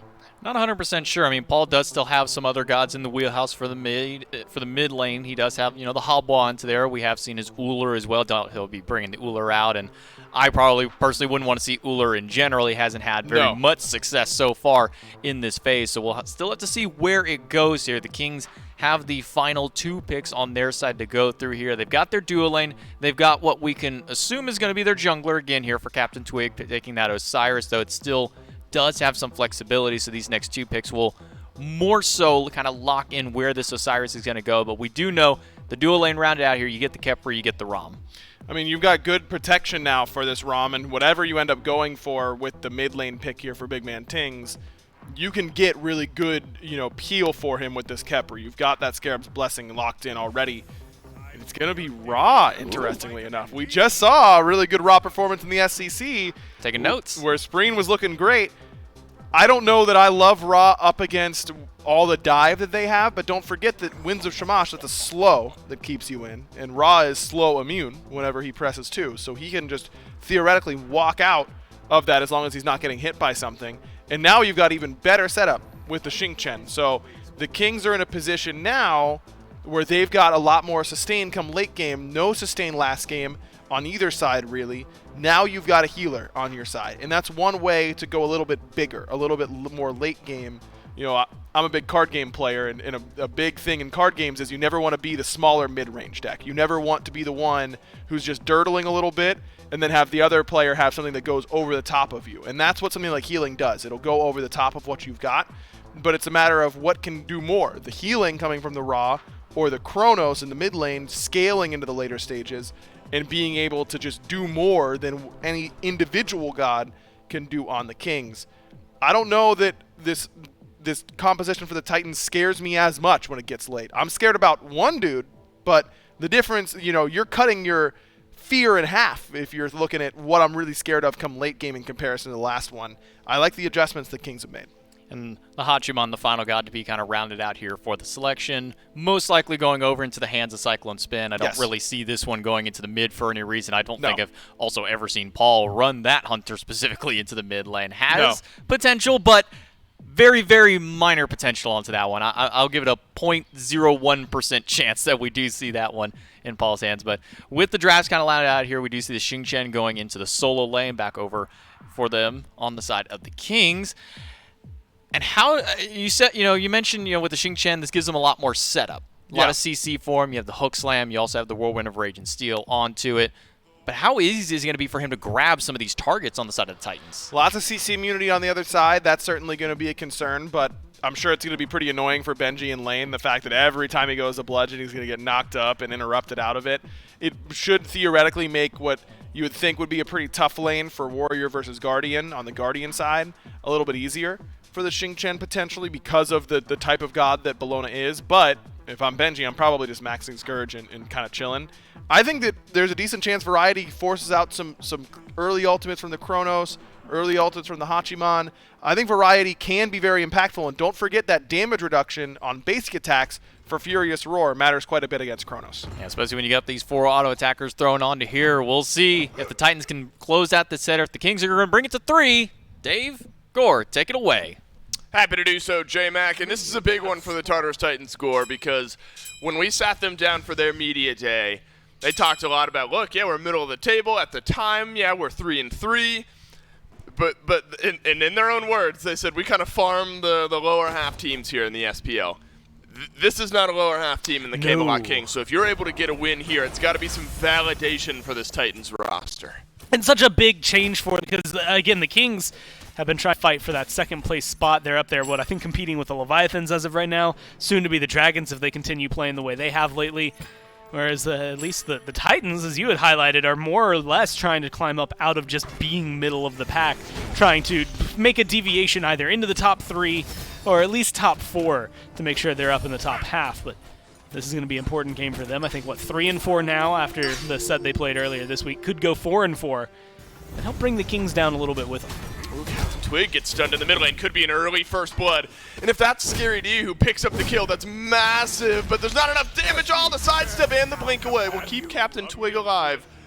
That would have been huge if the Tartarus Titans were able to get that, because I think Aggro highlighted it well. We talked about it during game 1. Scary D had an incredible game on the Gilgamesh. Yes. You get off to a start like that, you're already getting a kill onto Captain Twig. Would have been great.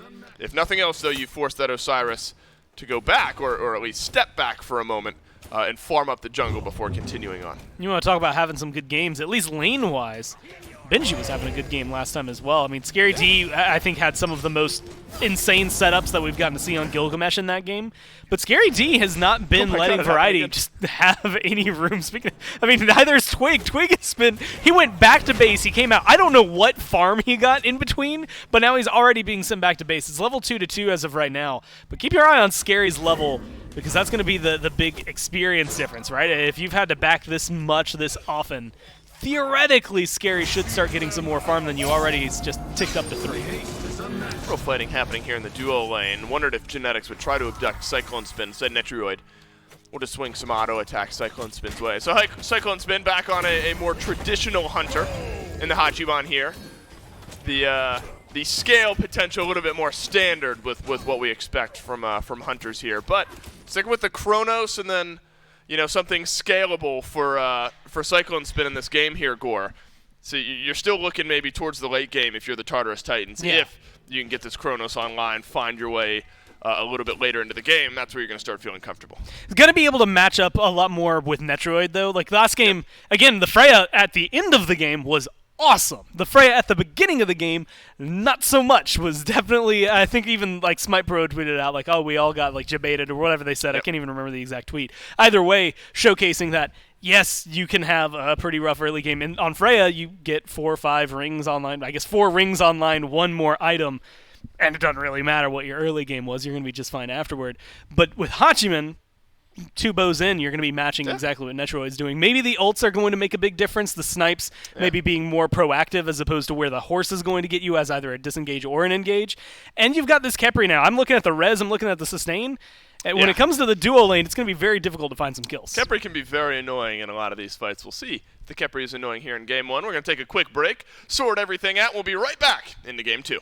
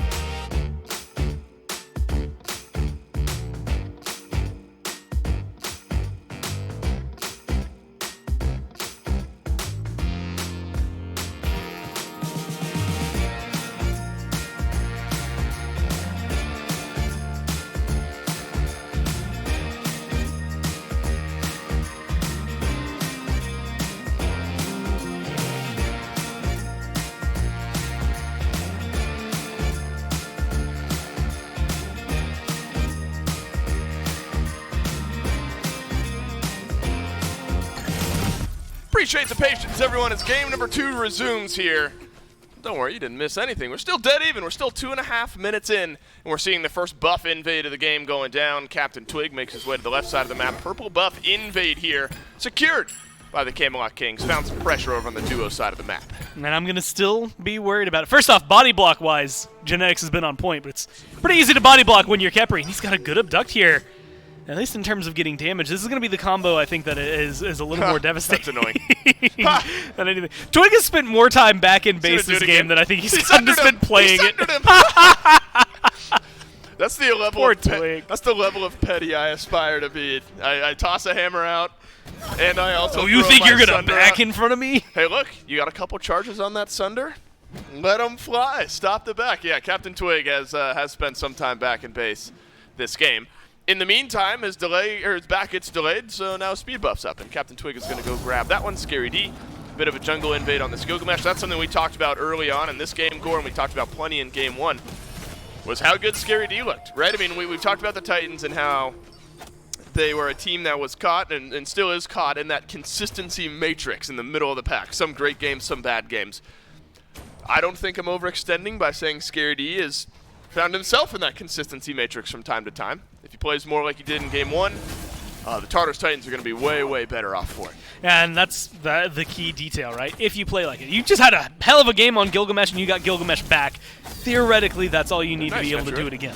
Netruid body blocks the hammer, but has taken some decent damage. Captain Twig rotating over from the jungle. It's a roll forward from Netruid. Cyclone Spin goes in, gets the stun on to Genetics. Beads used, and so has Shell. But now it's the ultimate from Cyclone Spin. Captain Twig's got the tether here. Should be a stun on the other side, but Cyclone Spin would use the beads to walk away beneath his tier 1 tower. Plenty of damage, though, as the Camelot Kings will rotate in, get the first blood onto a roar. Yeah, Tings makes a rotation over. There's a window where maybe, I think maybe, 2 more minutes in the game. Well, let's just say 1 more item in the game. All of a sudden, that is a much easier pickup for the Kings, and maybe even 2 kills as they pick it up.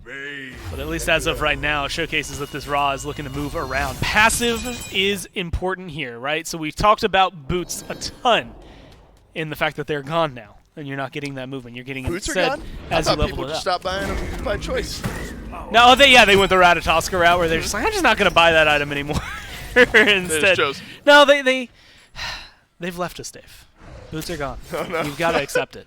Either way, it's one of those things where, yeah, as you level up, you're going to be getting that movement speed. It's nice and fine and fun. Ra gets it from his passive, though, as long as he's got a single ability out there. What I believe it's 6% per ability, so up to 18% movement speed that he's going to be able to get. And so theoretically, easy to make rotations here for Tings. And we've seen him do it a lot in the past. When he plays this Ra, he plays it well, and he likes to make rotations. He finds a lot of good snipes, and that's despite being on ping this year. Last year as well made things look incredibly good there. So I'm really excited to watch if he continues to have that sort of presence around the map. And Aggro talked about the slow immunity. That's always nice. That this Ra has. Important when Winds of Shamash finds its way onto, so the Camelot Kings have definitely drafted well into game 2. I'm curious if we're going to see some of, not if, but how impactful this Scarab's Blessing is going to be this game. Because depending on the target core, you know, if the Tartarus Titans find this big dive in, a Scary D jumps in, there's a stun from Paul, Benji's identified a target. It's that second win, that get out of jail free card, that can really tilt a fight here, and that fight back in, a little bit of sustain with Big Man Tings, that second wind potential in these fights could be very important. Yeah, I mean, having the sustain, not just like the sustain like you had highlighted, but also having the Khepri res, things like that as things go forward. It just makes it's so frustrating, man. I think that's how I used to describe it earlier this year. Khepri was getting picked all the time. You work so hard to get a kill, which they've done several times on the Twig here. Worked very hard to get him low, but never been able to find it. It's that feeling, except you did all the work to get the kill. Genetics is just going to be in a unique position to deny it and strip that away.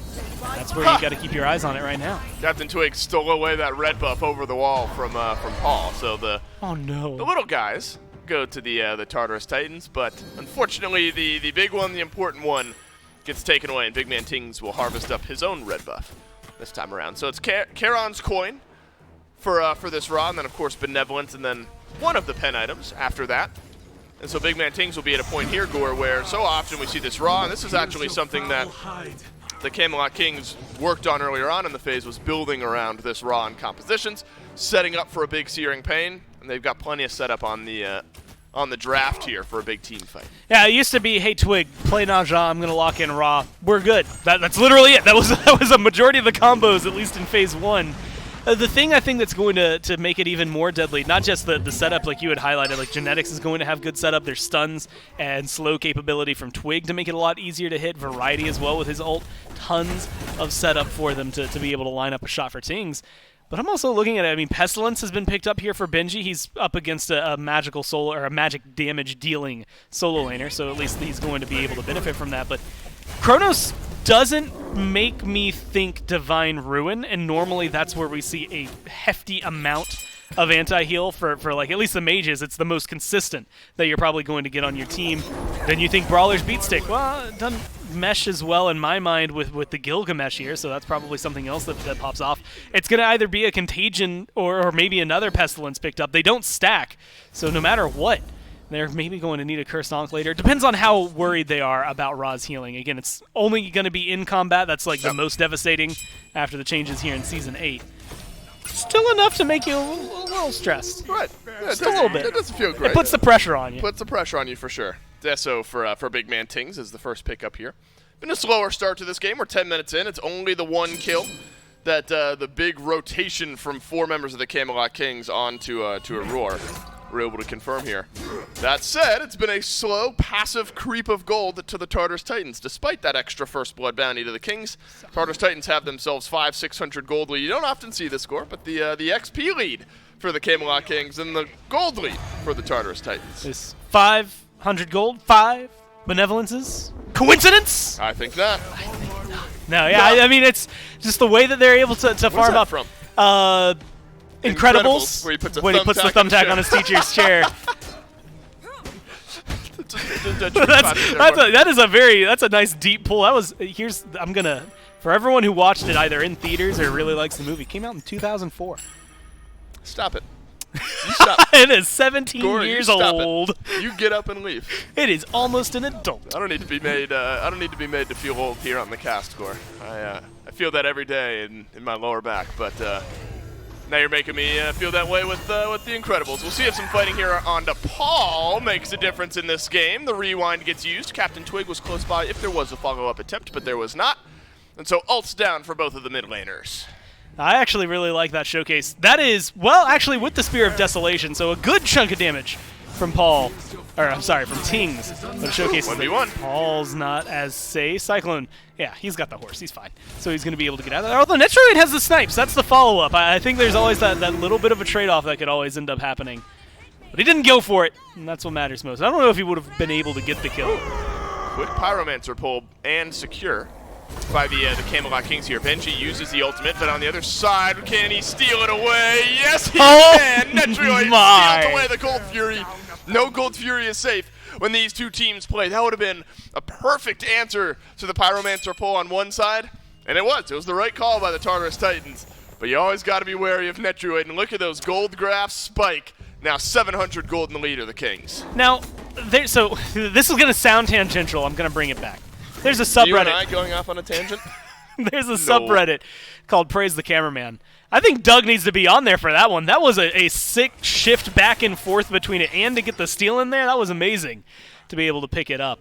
And it goes to showcase exactly what the big problem when you're dealing with Netroid is. I had highlighted using it potentially there against, what were we watching there? Against specifically Netroid. Yeah. I got distracted when we came up on the screen. But using it here, instead of trying to kill Cyclone, using it for the steal, it's the classic, man. I mean, it goes back to Snoopy days. I mean, before, like when ROM was released, that was like the thing everyone wanted to be able to do. You either hit all 3 snipes and it's this cool clutch moment, or it's this incredible steal moment. And that's what I got out of that one. Yeah, I love that from Netroid. They just feel good. Yeah, look, never going to feel bad unless you're the Tartarus Titans, and it does feel bad. Big Man Ting's doing some reading here. He's got a bigger book and then a smaller book. Has completed neither book just yet, but an interesting build path there. We'll see what the gold transforms itself into. The Gold Fury steal from Netroid will help one of those books get finished here eventually. And we already saw some big damage from this Ra, right? I mean, Charon's coin with the 1-stack, Spear of Deso, and I don't know how many books Big Man Tings had at the time of that ultimate.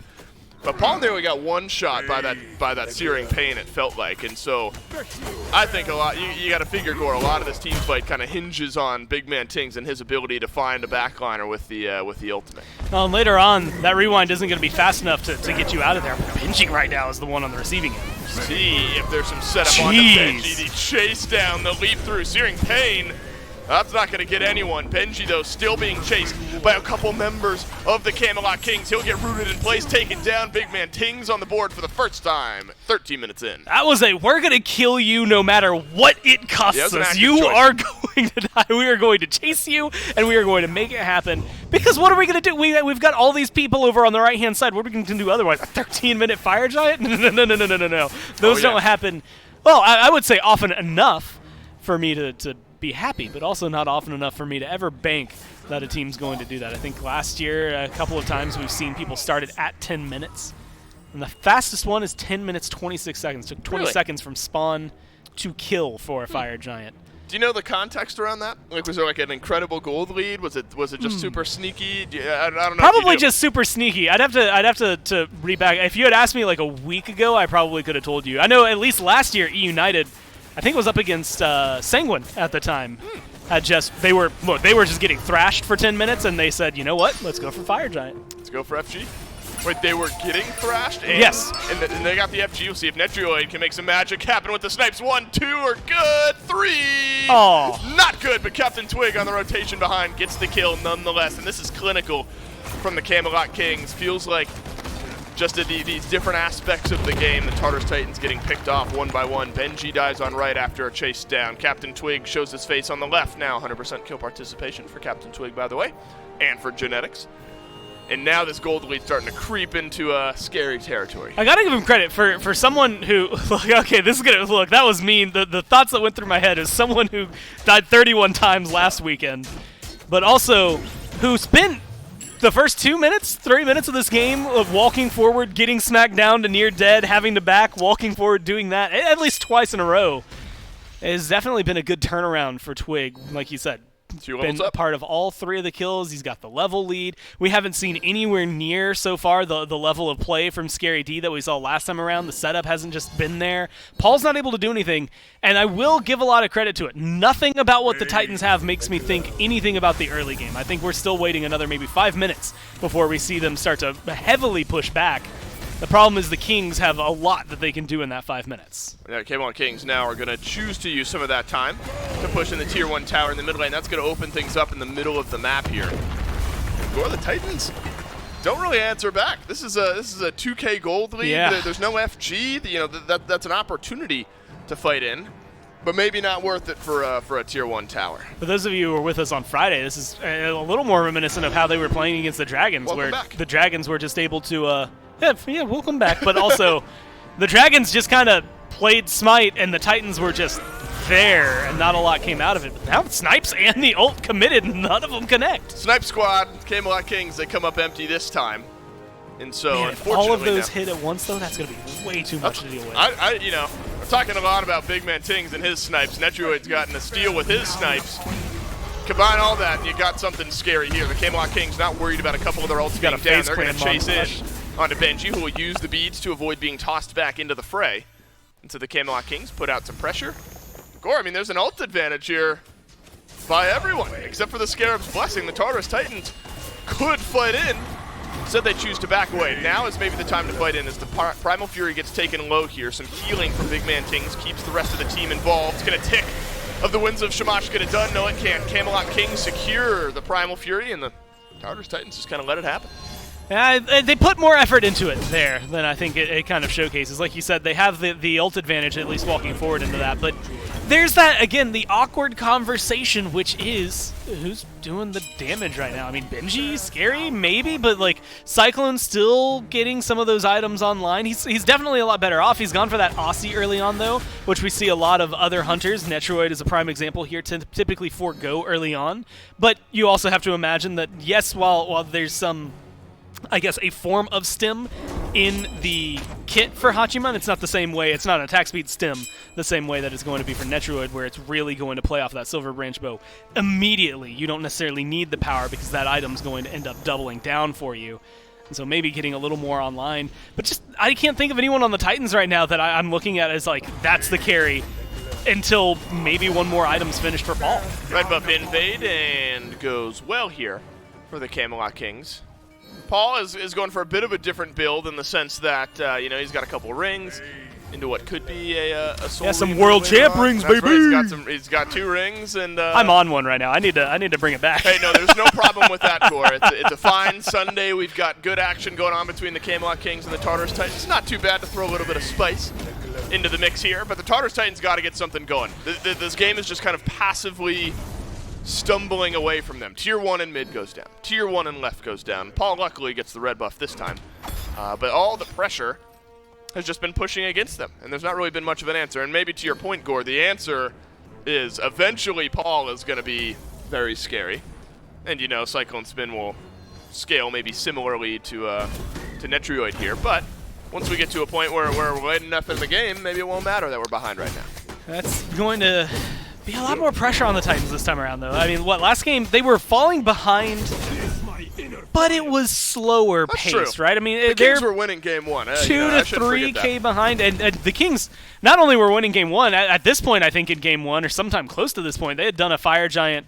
Maybe it was a few more minutes ahead, but you know, done a Fire Giant. Were knocking on the left door Phoenix or left side Phoenix, then knocking on the mid side Phoenix. Didn't get either of those. It was a good defense from the Titans.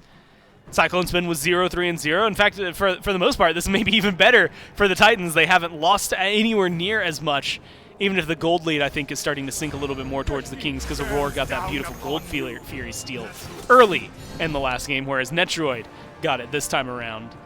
And so it's just keeping things mirrored as of right now, or at least feels slightly mirrored. We'll have to see if the Titans can pick it up towards that late game. Cyclone Spin, I think, well, let's rephrase it. Scary D had an insane late game, which made it much easier to look at Paul and Cyclone Spin as these huge carries that they could be. And so we'll need to see the pace pick up from both Aurora and Scary. Here's a pace pick upper for the Camelot Kings. Fire Giant started. Benji's close by. There's a collapse from the Tartarus Titans. Frenzy gets used here, but this is going down quickly. It's going to have to be a steal that will not come out. The Camelot Kings secure the FG. Flag down from Benji in the back line. And now it's retreat time, but Variety's not going to let it happen. Benji will use the beads to stay on the map. They do get a lot of relics burned. Well, 3 on each side, but 2 of them sitting off genetics, so he's going to be, I want to say, easier to kill. He hasn't had to use his ult yet. I mean, there's not been enough pressure from the Titans to really make genetics squirm in any position. The beads are down for Tings, but as long as genetics has that ult, I'm not too worried about Tings getting himself caught out, especially because they're holding hands. As of right now, they are staying together alongside Netroid. With the healing that they're going to have from that, it's just going to feel comfortable. Is that Alienware Raw, by the way? That is Alienware Raw. You're telling me an alien wore this? And not just any alien. This alien from Egypt. That's right. Big man Tings helped build the rocking pyramid. The Alienware skin. Uh-oh, Benji nearly dies off. Netroid's got the snipes, though, and of course he does. 4-0. It's only 4 kills on the board, but the Camelot Kings knocking on the door of ending this game. Captain Twig picks up a roar. And Core, there's not been one convincing grouped-up team fight pushback yet from the Tartarus Titans. It's been individual picks by the Camelot Kings that have gotten them this lead. They've gotten the mid-Phoenix. This is methodical, isn't it? Mid-Phoenix, to the right side. We'll see what we can get here. The Kings have played some really, really good Smite. The Titans have been playing in this game, but they haven't really stepped up yet to be able to match it. And again, Shades, if even, of game number 1 from them. It's not matching anything of what I would have expected. It's a drastic slowdown from them. They're not stepping forward for a lot of these fights. The control has shifted dynamically in favor of the Kings. It almost feels like 2 completely separate play styles, and it's just because I can see the same 5 names and I know we're still on the set that it's the same team in my mind. That's right. So the Camelot Kings score, they're going to be able to go back, spend up a whole lot of gold. They got 2K at least for every single member on their team, so we're going to finish up some items here, finish off those starters, and get back into this team fight here. So, still 100% kill participation for Captain Twig. That's an opening, though, for the Tartarus Titans to get a little gold back on their side if they secure this Gold Fury. It's going down quickly, but quickly enough. is the question. The answer is yes. So at least the Tartarus Titans are able to get a little bit of gold there. Gore closes up that gap ever so slightly. Helps get some of the scaling needs taken care of, because Paul, Warlock staff, couple rings, now a Soul Reaver. It's a similar conversation that we had to Cyclone Spin for a while in Game 1, where we're now at the point where Paul is going to be doing serious damage. Yep. We got to see it in a fight, right? Now, I'm not saying he hasn't, because look, he's top on his team. He's 10K on the damage chart, so the damage has been there. It's got to stick, and it's got to be there underneath this Phoenix. Has the animosity as well, so theoretically is going to hit pretty hard. Cyclone Spin as well has got a good chunk of his build finish. The difference is that, again, this point last time, they stopped 2 Phoenixes from being taken. Now they're defending their last Phoenix 23 minutes in. This is good, clean control from the Kings, and it looks like they should be able to get this one maybe not as easily as they'd like, but still pretty simply. There's Titan, their minions coming in the other side. Cyclone Spin used his ultimate, so now that one is down. So if there's pressure, which could come from Captain Twig as the Osiris is around the right side, could be difficult. Netroid uses the beat to voids out the stun. Here come the snipes. Will they connect for a kill? No, they won't, because Variety's already gotten it done. Left side Phoenix is gone. Scary D and Aurora are as well for at least 30 seconds. And now the Camelot Kings storm into the Tartarus Titans Titan room. In the down, the Titan will go. Looks like we're headed on to game number 3. And look, after, 40 minutes of at least back and forth, Titans putting up a whole fight. They don't get a single kill in that game. Shoutouts to Paul. He's undying as of right now in the set. So that's a great 2 games for him. Unfortunately, it comes at the cost of Game 2. Again, not a lot of pressure. Whether that's down to draft or execution, I mean, I really do like what the Kings had. And again, I don't think I actually saw Genetics have to ult that game. Now I'm trying to think back to the last fight. Maybe in the last 30 seconds he had to, but yeah, man, this Scarab's Blessing is going to be super annoying. It didn't even have to get used. It didn't matter. Is this the first game 3 this weekend? I don't know. It's been a really quick weekend. Now, I said on the waiting room that the competitive or the exciting sets this weekend, they're all exciting, but the ones that are close are going to matter on the Titans stepping up. And the Titans have stepped up, but the Kings have as well. And a Game 3 to decide this matchup awaits right after this break.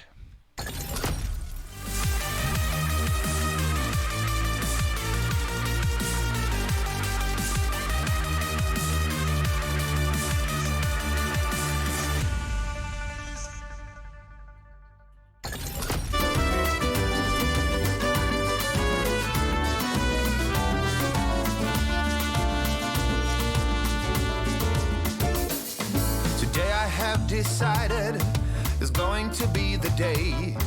Today is the day I'll chase all my fears away. I'm gonna walk up to her and get down on one knee and say, my sweetest darling, will you merengue me? Darling, merengue me. We were always meant to dance as easy as ABC. We'll be making sweet romance. Darling, merengue me. My heart, you found the key. My life will be a river of tears if you don't merengue me. Then came the evening, I was dressed up to my nines, head on with pomada, and I nailed all my lines. So I walked up to her and I got down on one knee and said, my sweetest darling, will you merengue me? Darling, merengue me. We were always meant to dance as easy as ABC. We'll be making sweet romance. Darling, merengue me. To my heart you found the key. My life will be nothing but misery if you don't merengue me. Oh, merengue. Darling, merengue me. Oh, merengue. Darling, merengue me. Darling, merengue me. My life will be a river of tears if you don't merengue me. My life will be nothing but misery if you don't merengue me. If you don't merengue me.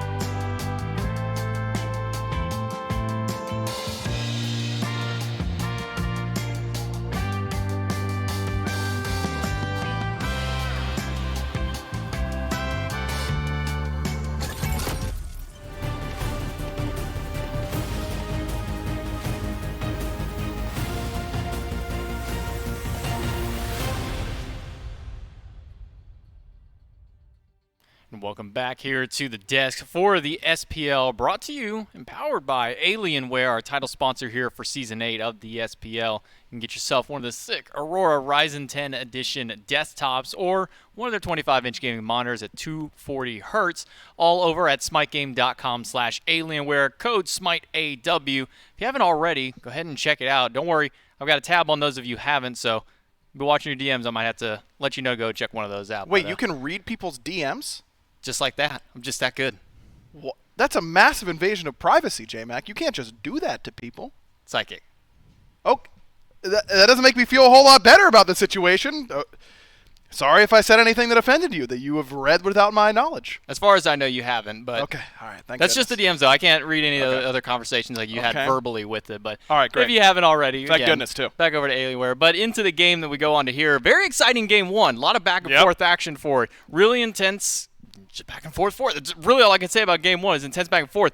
I can't say anything remotely the same for game two. It just felt like the Titans just kind of rolled over and gave them that game. Yeah, Gore and Dave were talking about it on the cast, and you know, you think back to how the Titans played against the Dragons earlier this week, where it's almost like they aren't the ones they're not playing Smite. They're experiencing Smite around them. You know, Smite is happening around the Titans at times. Like after this play, which was a great play by Netrioid, that was the last offensive thing the Titans did the rest of the game.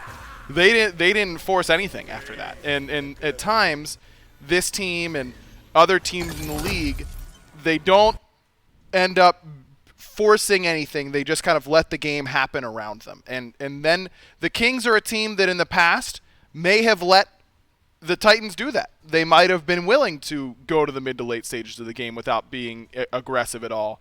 But I think that this is a good sign for the Kings. As frustrating as that game must be if you're a Titans fan, I think if you're the Kings, this game is part of the maturation process of this squad that is usually so late game focused that today they were willing to actually put their foot forward, understand that the team wasn't going to contest them on anything, and then actually punish them for it after that. And that's a really good sign for the Kings. So as frustrating as that game is for the Titans, I'm going to look at it from a glass half full perspective from the Kings, who did not dilly-dally around and let the Titans come back into this one. They took the game by the reins and won it quickly. Yeah, they made that recognition that, okay, if you want to play for the late game, let's just not give you an opportunity for it. Let's just barrel straight down the lane, barrel right into your jungle, take everything that we can off the map for it. And Kings answer in kind and get themselves a swift win in game number 2. As we move into game number 3, do the Titans need to make that shift in order to get game 3? Do they say, okay, shooting for late game, they figured it out, it didn't work.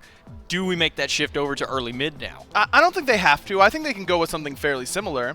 You just have to be aggressive with it. And I know that you've got the Chronos. I know that you want to go late with it, but you can make plays elsewhere on the map and scare. You know, it starts with the jungle always when it comes to dictating the pace of the map. It always starts with support and with jungle. The difference between scary in game 1 and scary in game 2, pretty stark. So the Kings were onto something letting them have that Gilgamesh again, I suppose.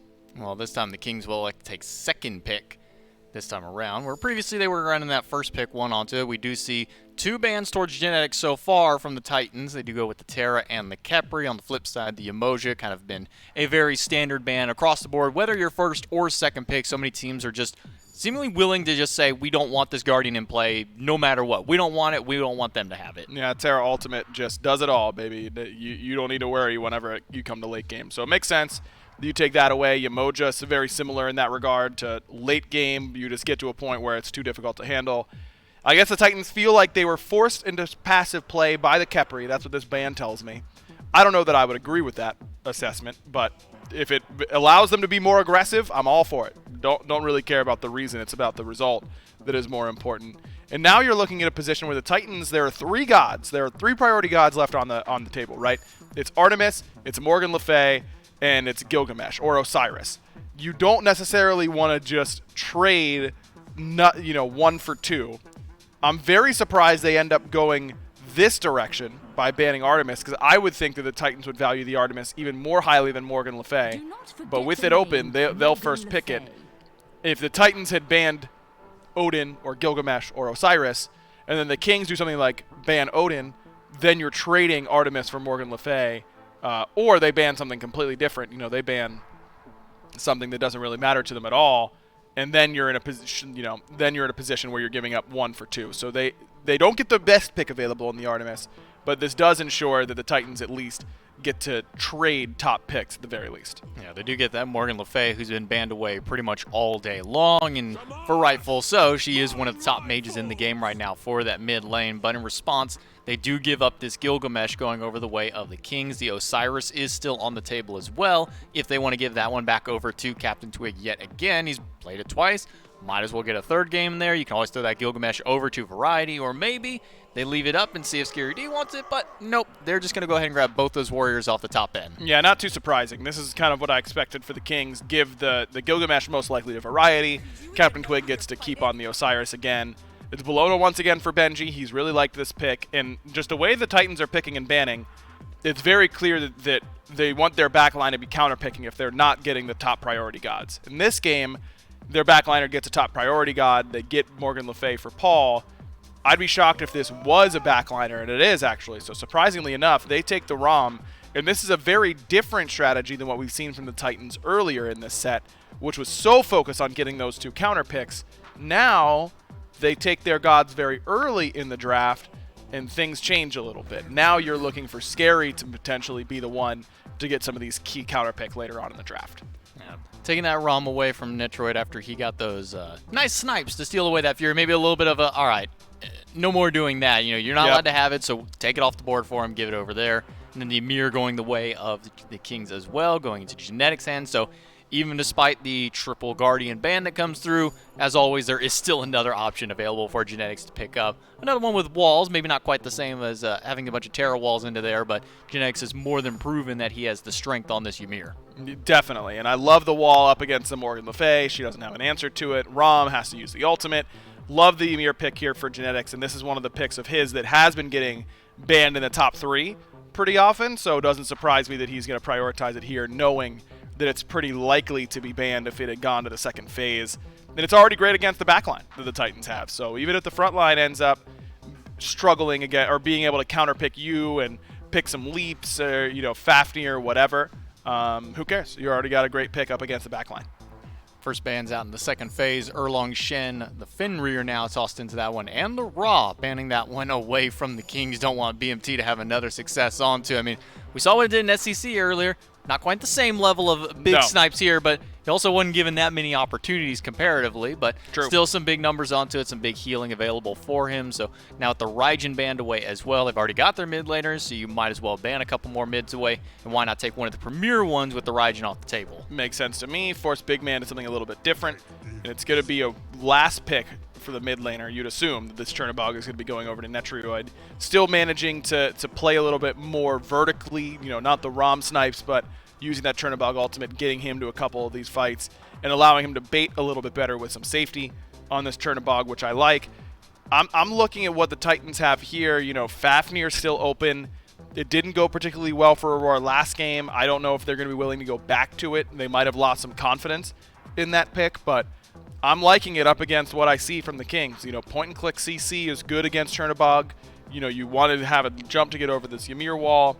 Fafnir seems like the obvious choice to me. And Jungler is still available as well, unless for some reason we see this Bologna go into the jungle. Unlikely, considering we've been seeing a lot more in the solo lane onto it. So options still in the hands of the Kings here. They've got their carries. They've got most likely one of their backliners here in that solo lane. Now we need to see what Aurora is going to be picking up here, and to kind of round out this draft and something, in my opinion, something you need to get away from the Ymir more than anything. You can't just pick a heavy immobile Guardian because the Ymir is just going to eat you alive. Exactly. So Camazotz is the pick for Scary in the jungle. This is a pick that he has played a lot in the past in solo. I don't think it's looked particularly good in jungle to me, but it makes some sense. Athena is the surprising one here, J-Mac, because Athena has really fallen off the planet in terms of pick and ban rate since the beginning of the season, where she was one of the best gods in the game. And it's not a matchup that I like a whole lot into Ymir. I mean, not only does the wall mess with you, but you've got the freeze as well to stop the dash. Very surprised to see Athena, and pretty surprised to see this Kukulkan Khan as well. But remember, the very beginning of Phase 1, Big Man was playing Kukulkan Khan every game at the very beginning of the season. That was his pick. They picked Naja, they picked Cuckoo, and they just launched ultimates. You don't have that guaranteed setup, and that does concern me for this Kings draft that I think they're too set up light in order to make a Kukulkan work consistently, but anytime that Spirit of the Nine Winds lands, you win. You know, it's pretty binary. If you can hit a backliner with Spirit of the Nine Winds, you've almost guaranteed won that fight. Have no problem with it if it's big man Tings, because he's looked very good on this pick in the past. And one of the only players really in the league still kind of going over towards this god. We don't see very many mids looking at Kukulkan for any reason. It's not like he has a ton of CC into the kit. He has a slow and a knockup that you have to hit the big ultimate for.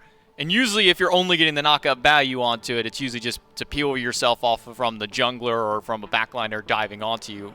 So it's pretty much just damage. And now in a post-boots world, immediately can start going into that Book of Thoth to start stacking that one up right away. Yeah. A lot of times they were kind of doing that to begin with. It's just like, we don't need boots. We'll just play super, super passive because we're Kukulkan. Drop a tornado, walk under the tower, just sit there and free stack. Yeah, I think that overall, you know, we've seen Baba rise up because of the ability to stack a little bit better.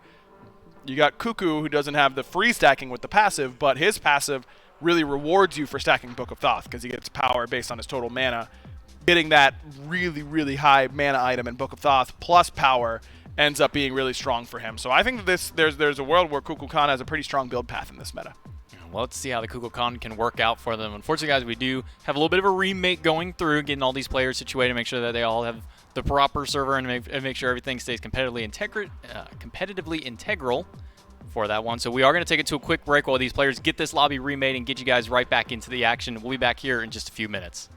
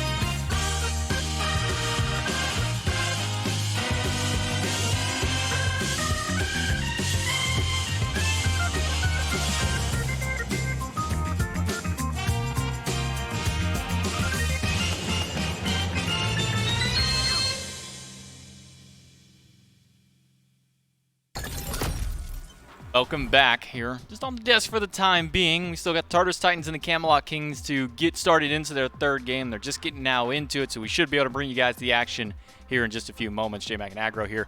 Get a little bit of last-minute breakdown before we throw it into the game onto this one. And kind of looking across the drafts, I think kind of our big, at least my big question mark is how is this Kukulkan going to kind of perform versus a lot of the other mages? There were still some other top picks coming through here, but this one just kind of seems a little out of left field right now. A little bit, but knowing Big Man Ting's history this season, what he's been comfortable with, this was a big part of his god pool. And even though we think of Kukulkan as this big ultimate-centric character, as we should, because that's all about, setting up for this ult that's going to win you team fights, he does bring something else, which is area denial. And there's plenty of that for the Kings. You've got the Gilgamesh ultimate, you've got the Ymir wall, you've got the Ymir freeze, and now you've got a Kukulkan whirlwind. That's going to cut off a lot of escape paths. And so even if he doesn't find these big ultimates, which would obviously make everything much easier, if Big Man just hits everything and doesn't need to worry about a setup and all that kind of stuff, he can still be impactful just by using that whirlwind in the right spots at the right time.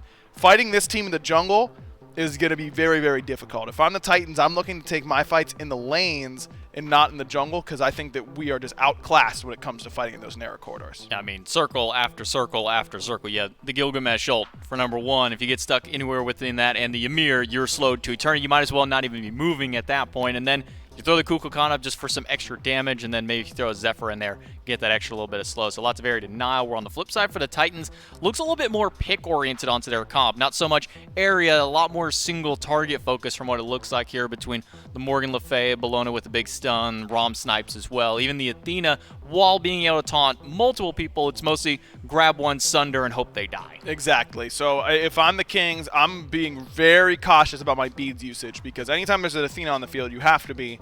And I think there is just barely enough CC for Athena to work in this comp, because Morgan Le Fay has great CC, and that Bologna ultimate's going to do a lot of work as well.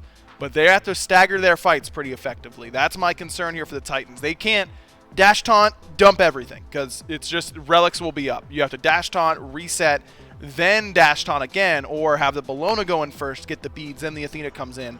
Those sorts of staggered initiations are difficult to execute on, but are very effective whenever you can get them to work. And there's a lot of damage on the back end of those taunts if they can manage to get it, but we'll see who's going to close out this set and come out on top. Will it be the Kings or the Titans? Casters, all on you.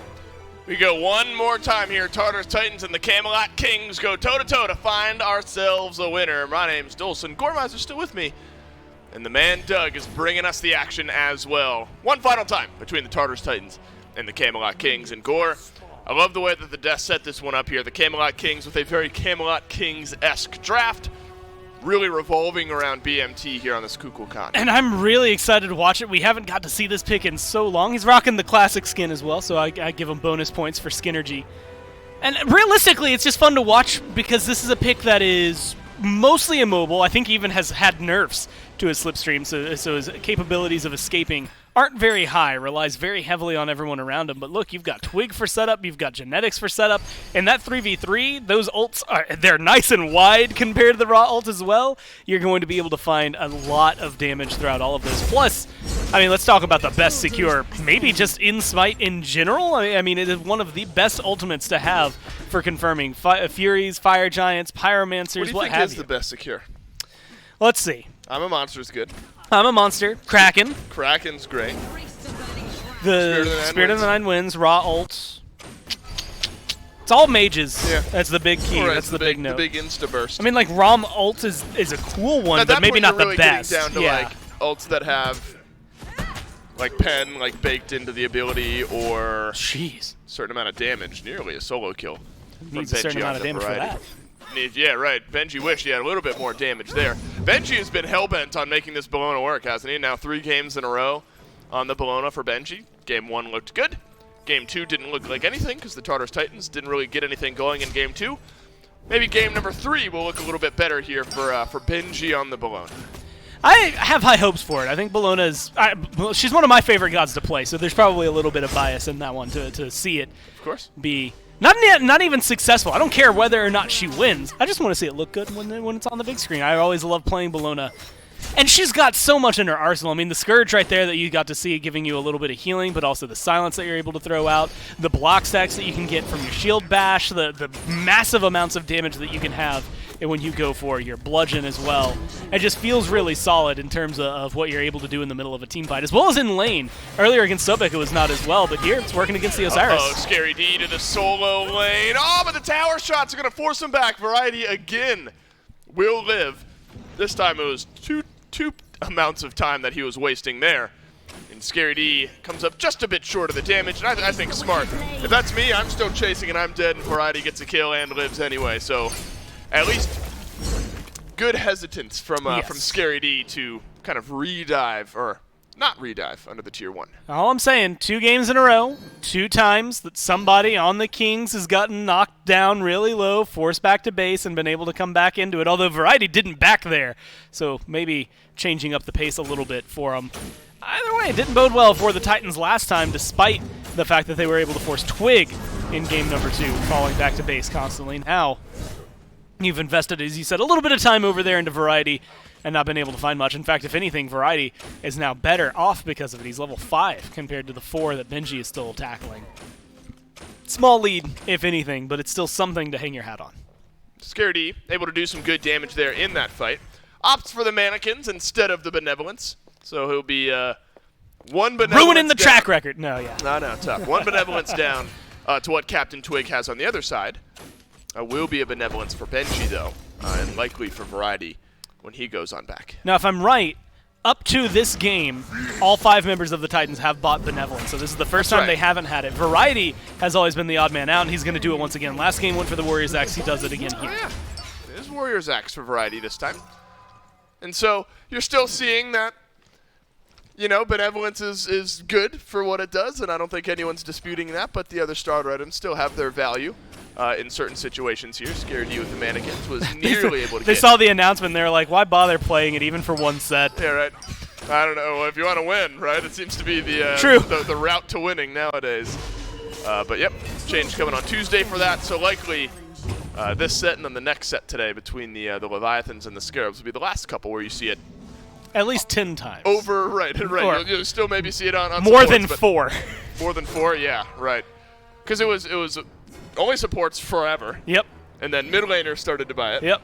And then there was one odd game where a hunter or 2 bought it, and then it just kind of devolved there. Now fight happening by the blue buff. Captain Twig forced on back. Blue buff picked up by Variety, but watch out. Chernobog is here as well as the Athena, and it's 3 members of the Camelot Kings pushing back to the Tartarus Titans. First blood on over to Captain Twig, and there's still a chase on the back end. Just a little bit wide there from Tings to get the damage, otherwise could have been a guaranteed kill, but they might still be able to fight it on a roar. Oh, they are. They're going to get this one. It's a double kill for Captain Twig. It's the Gilgamesh swinging early. The Camelot Kings, what a perfect start here. Genex, why not? Hey, I want to clear that wave.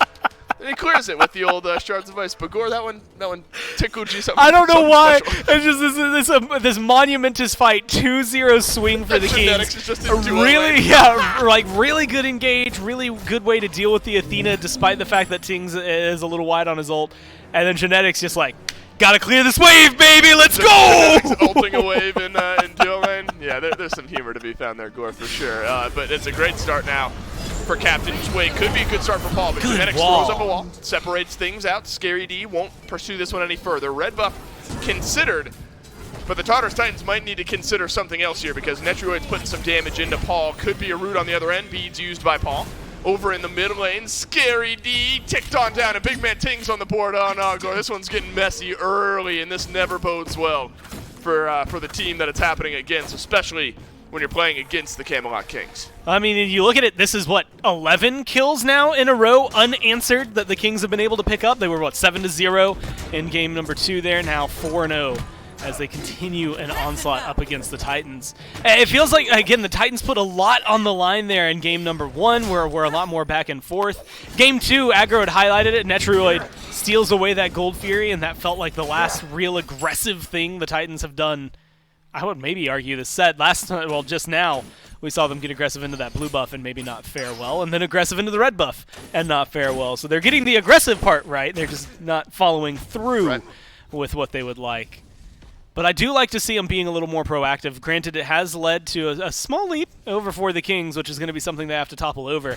But I think a lot of the pressure is going to be on how well you can handle this Gilgamesh. Oh, man, Scary D just took a whole lot of damage there. Luckily for Scary D, Captain Twig doesn't have much here's mana. Netroid. But Netroid rotates on over with the Chernobog. This is the same thing we saw just a moment ago, but this one looking a little bit better for the Titans until it's a double freeze from Genetics to spin things right what a around. And then a wall. great wall.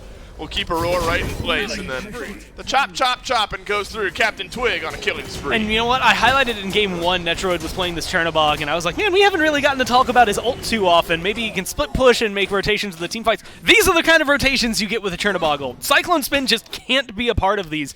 And you could argue for the snipes to be semi-global, maybe not quite as much as something like a Thor ult, but you're at least around. Aurora is going to try to dive this tier 1 tower. Not try, he's going to successfully do it. We'll see how successful it is. Variety dodges out a lot of the damage. The last couple autos from Benji won't connect, but unfortunately too tanky, and of course just enough damage in that kit from Benji to close that gap. So finally a kill on the board for the Tartarus Titans. And Variety had no health, no mana. There was the fact that he stayed alive as long as he did is a real kind of a testament to what he is capable of, as opposed to how well the Titans were able to. I mean, you've got 2 tanky targets diving a tier 1. They're absolutely happy to do that at 8 minutes in and trade that off back and forth. We'll see what Genetics can do, making a big rotation, hanging out in not his lane, essentially, on the right side. And he's not going to ult the wave this time around. But I'm actually looking towards it now. That's a very good kill for the Titans. But they need some pressure. There's now a Fury on the map that I think is going to open up a completely different conversation, a completely different can of worms, because Tings' ult is going to secure it, whether you are there or not. Yep. So the Titans are going to have to figure out a way to try and either bait that out or how to combat it, which most ways is kill Tings. Especially with the way that mid lane is going here, Gore. Big man Tings 2 levels up over Paul. 101 with the Book of Thoth, stacking on up. And so the Kugel Almost Khan, full stacks. Kugel Khan in a position now where, you know, you get set up from Captain Twig, who's also swinging, by the way. Book of Thoth stacks on up there. With a Brawler's Beat Stick now completed for Captain Twig. The 1-2 kick between Captain Twig and Big Man Tings. Look, Scary D is pretty squishy right now. We've seen a lot of damage onto this Camelot, Paul, Cyclone Spin.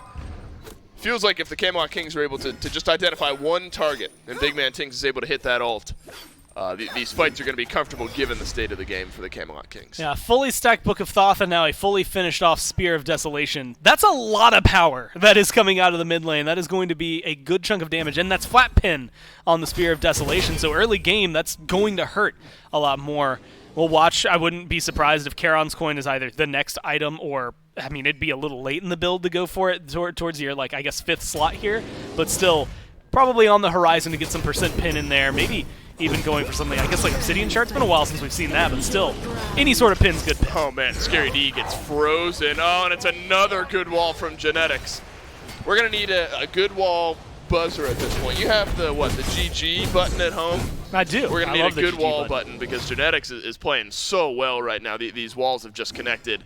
Forces the bat out of hell from Scary D. This game is just kind of going by the Camazots right now. He's done well to keep up in farm to Captain Twig. But the Camelot Kings starting to put a lot of pressure there. Yeah, one target identified and one target taken down. And that is clinical from the Camelot Kings immediately to the Pyromancer. I'm going to add one to the good wall counter because that forces Aurora to make an awkward decision because he throws the wall up, doesn't necessarily block someone in immediately, but if you look at the pathing choices Aurora has, it's run to your left, run to your right. Left is going to be safer because it's towards mid. There's much more, just geography on the map to block you. Or I guess for him it'd be protect him. Wall goes up, blocks it. Fury started up, but Genetics is could be a steal. Wall on the back. Camelot Kings, come on, the Titans can't get anything going right now. They can't catch a break, Kings man. Steal away the Gold Fury, not the FG, the GF, not the FG. The Camelot Kings get that one. Luckily, a snipe down from Cyclone Spin at least gets a kill. But man, Gore, this game is just brutal for the Titans right now. Everything feels like it's going against them. Only a real king could steal your GF from you. That's how it works, right? Or something like that? I don't know. I'm married. I don't have to worry about that anymore. Yeah, thanks, Gore. What a weird flex. Yeah, I don't understand why my brain went there. I'm feel married. bad I don't about have it. to worry about someone stealing my girlfriend. Yeah, I don't either, Gore.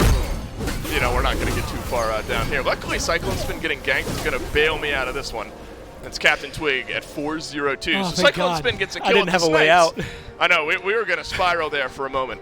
God help everyone when you and I are on the desk for this next set because we are going to be We have free time to sit and talk, so we'll see how things go there. Genetics could be a return kill here for the Tartarus Titans, but watch out, Netruid is ulted on in.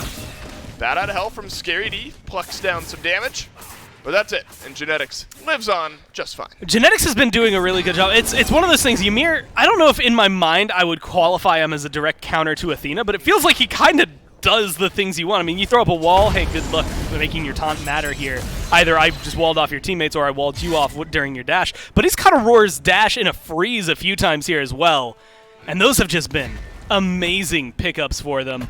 And you add on the fact that they just stole a Gold Fury. It does kind of, unfortunately, it results in Netruid's death, but I think you're making that a worthwhile trade, right? Like, I don't think you're as stressing that Netruid died and that Cyclone Spin and him are the same level when you know you have a pretty good lead in mid and in your jungle, as well as for support right now. I mean, you've got a level 11 here for Genetics. He's going to be able to hit 12, get that second Relic online way before Aurora does, and that's going to make it a lot easier for the Kings to continue fighting the way they have. Yeah, tough game for Aurora so far, 0-4. Hey, good wall. Another one from Genetics. That's going to get Paul a bit out of sorts as the beads get used. Paul's going to use the ultimate here to clear off that wave and head on back to base, hopefully alive here in just a moment.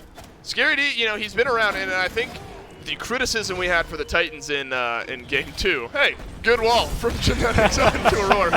Captain Twig jumps in, Spirit of the Nine Winds flies through, gets some good damage onto Aurora as a drop kick connects onto Paul. It's a great 2v1 opportunity for Captain Twig, but the disengage from Paul and the Morgan Le Fay is just enough. Scary D, bad out of hell. 1 and 2 for damage, 3 for escape. And somehow everyone survives. Hey, good wall from Genetics, gets Paul to sidestep that one. A dash on in from Cyclone Spin. Now he's looking to get aggressive, but I don't know if this is the call. Scary D just gets eviscerated by a Spirit of the Nine Winds. Oh my, Big Man Tings picks up another kill here. Luckily, Paul is able to turn one around, and Genetics finally dies here in this game. It's only for the first time. Oh, Cyclone Spin, unfortunately, oh, Netruid drops on down. Netruid very low, but a double kill from Big Man Tings in the mid lane here will further this lead for the Camelot Kings. Well played from Tings, I guess, more than anybody. I mean, getting a very solid ult there. Everybody was low. I was going to say I'm happy we got beads out of Paul. We forced him to disengage. We got Scary's ult. That, in my eyes, is a win in and of itself. But you get their jungler and their carry, plus the beads, plus the Aegis for Cyclone, plus Paul's beads. And all you trade out was, well, Cuckoo ult, a couple of ults there on the side of the Kings. You lose your Aegis if you are Big Man Tings, but ultimately for the kill-wise, you only lost Genetics. You're not really sweating it. That fight goes swimmingly, I would say, in your favor. And now you can start moving. We got one. Sorry, I didn't mean to cut you off there, Corey. You mentioned Genetics. Which alert? Meditation alert for Genetics. You said med alert, and I was like, is this life alert? Is this a commercial I missed out on? And I can't get up. Oh, that one. Bad wall. Bad wall from Genetics this time. Not the best, but nope, still bad. Walking forward, and unfortunately doesn't wait out the CC immunity just long enough. Paul won't get frozen down there. But yeah, a nice med pickup here for Genetics as well as the shell. So some unconventional starter or some unconventional relic pickup for the Camelot King support. I actually like this because both of those scream, we're just going to survive these fights. Like, they've been winning them. They don't need the frenzy like they had earlier on, and their composition really doesn't use it as well. You don't need something like a horrific as badly as you did earlier, and just trying to balance through. I mean, Sunder's nice, but you've been killing them just fine without it, so I don't think they're too stressed about their capabilities. Med is going to be able to sustain them and make them a little more survivable. Same thing there for the shell. That 50% damage reduction that it's going to have when it's fully upgraded there. So it makes it even easier to, say, gank someone like a Cyclone Spin. All right, look, see, Aurora's coming into this fight, and I'm just scared that that's just one more kill that the Camelot Kings are going to be able to get here. Cyclone Spin uses the snipes, rolls on out, but gets caught immediately. Cyclone Spin does pick up a kill. It's a good kill. And Captain Twig trades one out in kind. Aurora, good wall from Genetics, keeps Aurora in this fight. Now Scary D joins the fray. And again, I'm concerned because it feels like it's just one more kill that the Camelot Kings are going to be able to chase down. It feels like that might be the case. Maybe the roster of the Titans that are at least still alive right now. Benji, potentially one more kill. Scary D, if they turn onto him, one more kill. That tier 1 means nothing to them. They're waiting for the minions. I mean, it's a game of not even inches at this point. They are taking yards at a time here if you're the Kings. They are dominating control of the map as of right now. There's an Oni Fury sitting right back for him, so they don't even need to push into this tier 2. You think they can fall back to something better. You think this draft for the Titans has some comeback potential here in this game, Gore? I think so. I mean, like, look at the damage. First off, Scary D is Camazot's is super survivable, tends to translate well into the late game, and it's fun to watch. Benji and Aurora should be a really good front line. I say that watching Benji get half of his health bar just taken away from him. But Paul and Cyclone have a lot of damage potential throughout them. And I mean, you can even see Paul's second on the damage charts, despite being he's just 1-1-1 first death, by the way, that he's had this set. So they're controlling the mid lane. They're controlling Cyclone Spin pretty well. But their damage just gets better. And it looks like Cyclone's going into crit, which makes things a little scarier, I think, for the Kings here. It's not going to be as safe. That shell all of a sudden doesn't mean as much because it's not just block stacks. It's not stopping those crits from dealing as much damage. You're just going to take half. A wall from Genetics will keep Aurora right where he is. I got to admit, Genetics being last on the player damage charts is somewhat surprising to me here, given how involved Genetics has been in basically every facet of this game. Good knock-up from Paul, as we've seen a couple of times here. Keep the Camelot Kings at bay for the time being. Cyclone Spin sends some snipes flying to the back line of the Camelot Kings. Could Twig be the first one to go down? Could this be where the Tartarus Titans find an advantage? Variety says no. Benji doesn't want anything to do with this fight. Oh my god! Good That's wall, so... baby! There you go, Genetics, and then the freeze on the end keeps Benji right where he is, and Netroid thanks the support for it. We might be able to just make a montage of Genetics walls at this point. And I hope it's clear. I keep saying good. Just gets another one onto Aurora. At this point, I'm saying good wall as a bit. I don't think explaining the bit is the right way to go. That one was necessary. Not the last one, but the one prior that catches Benji was maybe the best wall that I think I've seen this year. I mean, there's a lot of good Ymir walls this year, but that one was fantastic. This wall is used to separate out a lot of the damage, or any damage, for the Tartarus Titans to come back in onto the Fury. And so the Camelot Kings secure this one. Cyclone's been in a position, though, to maybe make a difference. It's a big taunt from Aurora, but the Tartarus Titans waltz on in here. They're alone. It's just the duo lane, and the Camelot Kings continue to run away with this game. They now have 4 times the amount of kills the Titans have been able to put up, so the Kings are kind of coasting in luxury. That's how I would describe it. Collectively 10, sounds nice. 0, and 13 for the jungle and the mid on the Kings. They are, coasting in luxury sounds very nice. 8,000 gold, 9,000 gold. It's a good chunk of change to be able to purchase a lot of these excess items. The Chin Size finished, a tier 2 bow started up. Wind Demon picked up there for Cyclone Spin, so we'll see if maybe there's a pivot on Genetics or Variety to go for Spectral Armor. I almost forgot the name of the item because it's been so long since anyone's had to buy it. They're starting up a Fire Giant. Right. I don't know if there's any contest.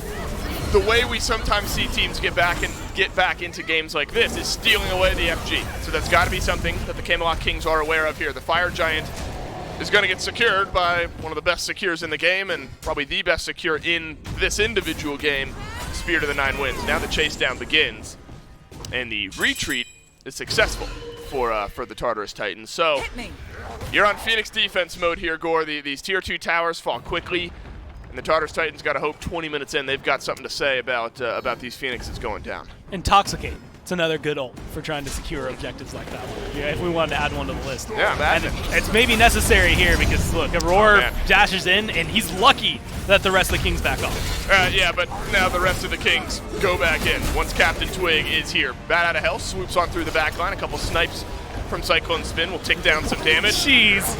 Good wall from Genetics. Keeps Scary D right in place. Cyclone Spin's going to get the Athena ult from Aurora, but no kill score, but the Phoenix goes down. This is one of those moments, if you are watching this game, and up to this point you've been thinking, man, why do they always ban Ymir against the Kings? Like, is Genetics' Ymir really that big a threat? Yep. There. This has been a clinical showcase of why you want to ban Ymir up against the Kings. Picked in their top 3 this time around, something that he's kind of fallen by the wayside, but these walls have just been disruptive. And you got to look at it like most of the members of the Titans just can't escape it without having to commit something heavy. Scary has a reliable leap. Benji would have to ult, and that is the safety capabilities of getting away from the wall. Ymir works out really well into this draft, and he has made the Titans feel that every single engagement, at least once, if not for some of these twice. But you were asking again about the turnaround potential. You're looking at 13,000 gold down But you're also looking at 5 towers still standing on the other side, right? When it comes to gold leads, you're going to be feeling this pain right now. If you are in the Titans, I'm looking at Phoenix defenses maybe being your best bet for getting a fight, but if you can just prolong it to try and turn it around, there's a ton of gold on the map for you. That equalizes out some of this disparity, at least when it comes to gold. That being said, you need to help elsewhere. 3 levels down for mid and support. 2 levels down there in the jungle and solo. 1 level down is Cyclone Spin. You need your experience, and nowhere outside of your base is really safe, except for maybe where Benji is over there on the right-hand side of the map. But he's just playing defender on the fire minions. Yep. Everybody else is going to have to play defense on this left side Phoenix. Camelot Kings were not concerned about the defense that the Tartarus Titans put up just a moment ago. Didn't need any kills, just got it done the old-fashioned way with some damage. This has been the case for Aurora, hasn't it? I'm going to dash in, try to find a kill, and then immediately just too much damage turns around onto me. It's an unstoppable Captain Twig now. 1 more kill onto Aurora, 0-7 on the Athena. Left side Phoenix goes down without much pushback, or feels like we're in the death throes of this game. Yeah, this has been clinical from the Kings, and now look, I mean, they're even getting aggressive beyond the Phoenixes. They're going to be able to knock that down, but this is just taking Metroid and Tings out of the equation for a little bit. Aurora with another good, or Genetics, excuse me, with another good one. Locks off a couple of the Titans, and Cyclone Spin will be the sacrifice here. So now you've got no Hunter on a Titan defense against the Camelot Kings that have routed you so far here in game number 3. And it looks like that's all she wrote. Big man Tings nearly one-shot Scary D there. The Titan will go down, and the Camelot Kings take this one in 3. I mean, that was 2 really, really impressive games from the Kings. I think that second one even more so. The first one, in game 2, there's a lot of impressive moments, but ultimately they just get to play a lot better. The Titans aren't responding too much. Right. That game, the Titans are actively trying to thwart them consistently throughout that game. It's just great walls from Genetics, good turnaround damage from the rest of them. Every time Netroid went up, he came right back down into a tornado. They were just on point countering out what the Titans had there, and they made sure they never felt comfortable. One more good wall for the road. You ready? 3, 2, 1. Good wall, Genetics. We're going to take a break, and then the desk will break down game 3 somehow better than that.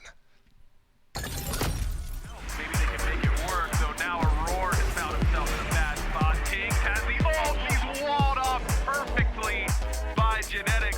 Who needs good ping when you got mechanics like that between Kings and Genetics?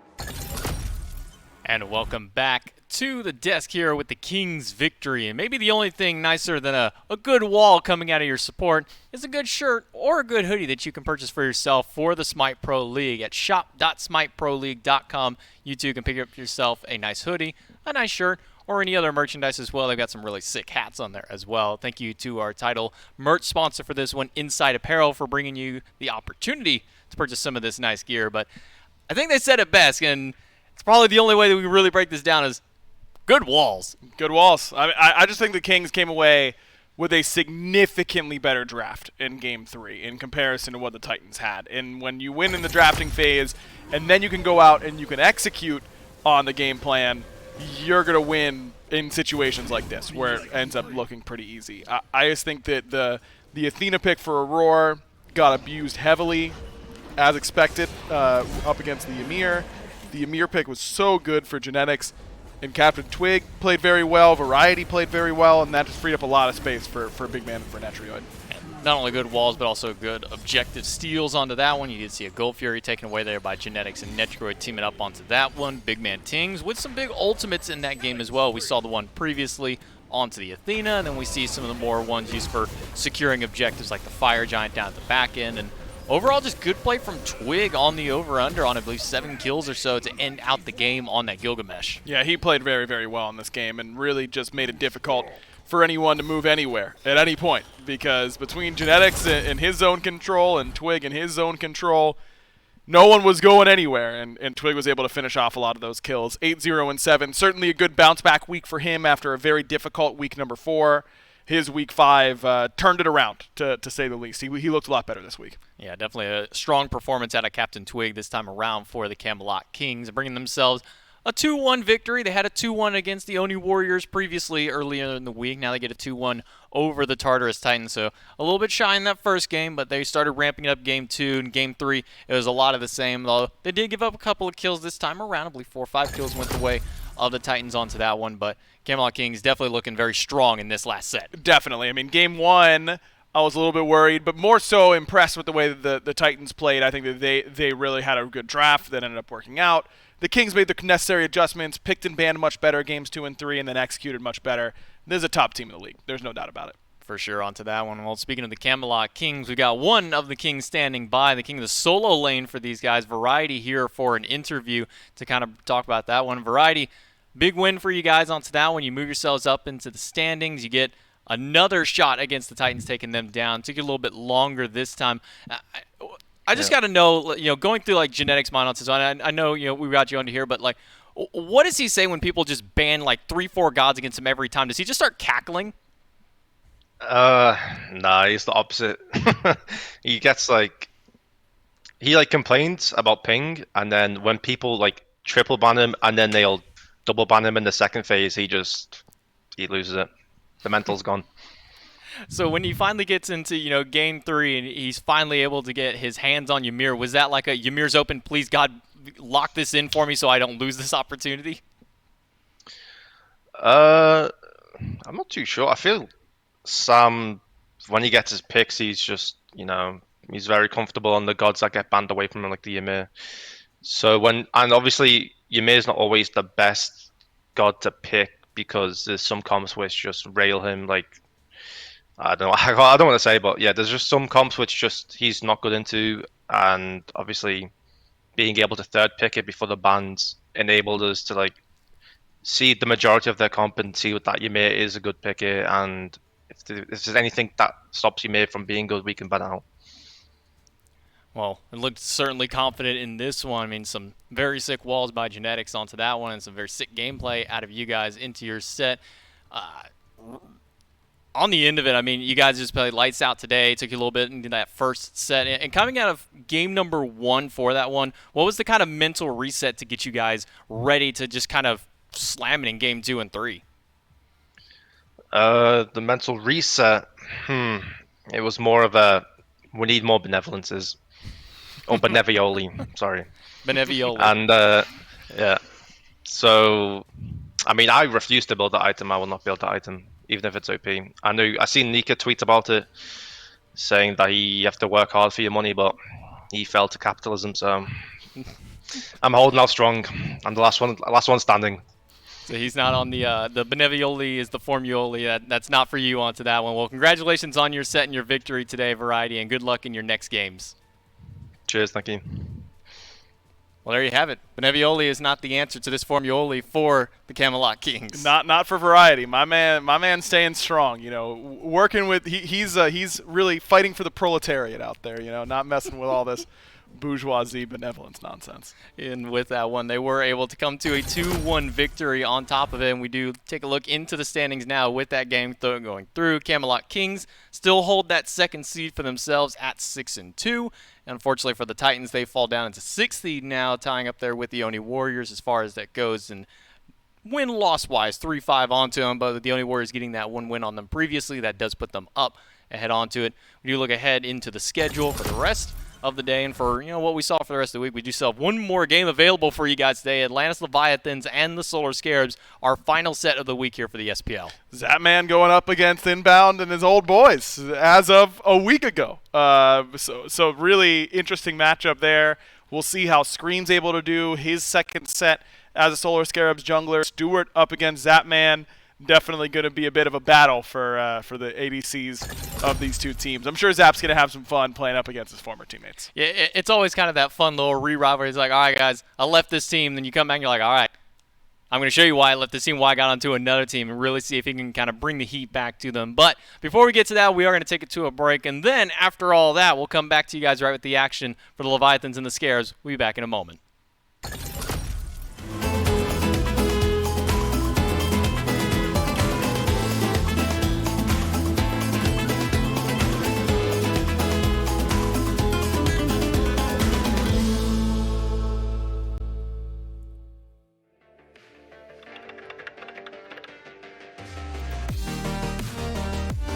Gotta take off my jacket for this one. Dude, no, I know he was supposed to take you out last weekend, but he got busy.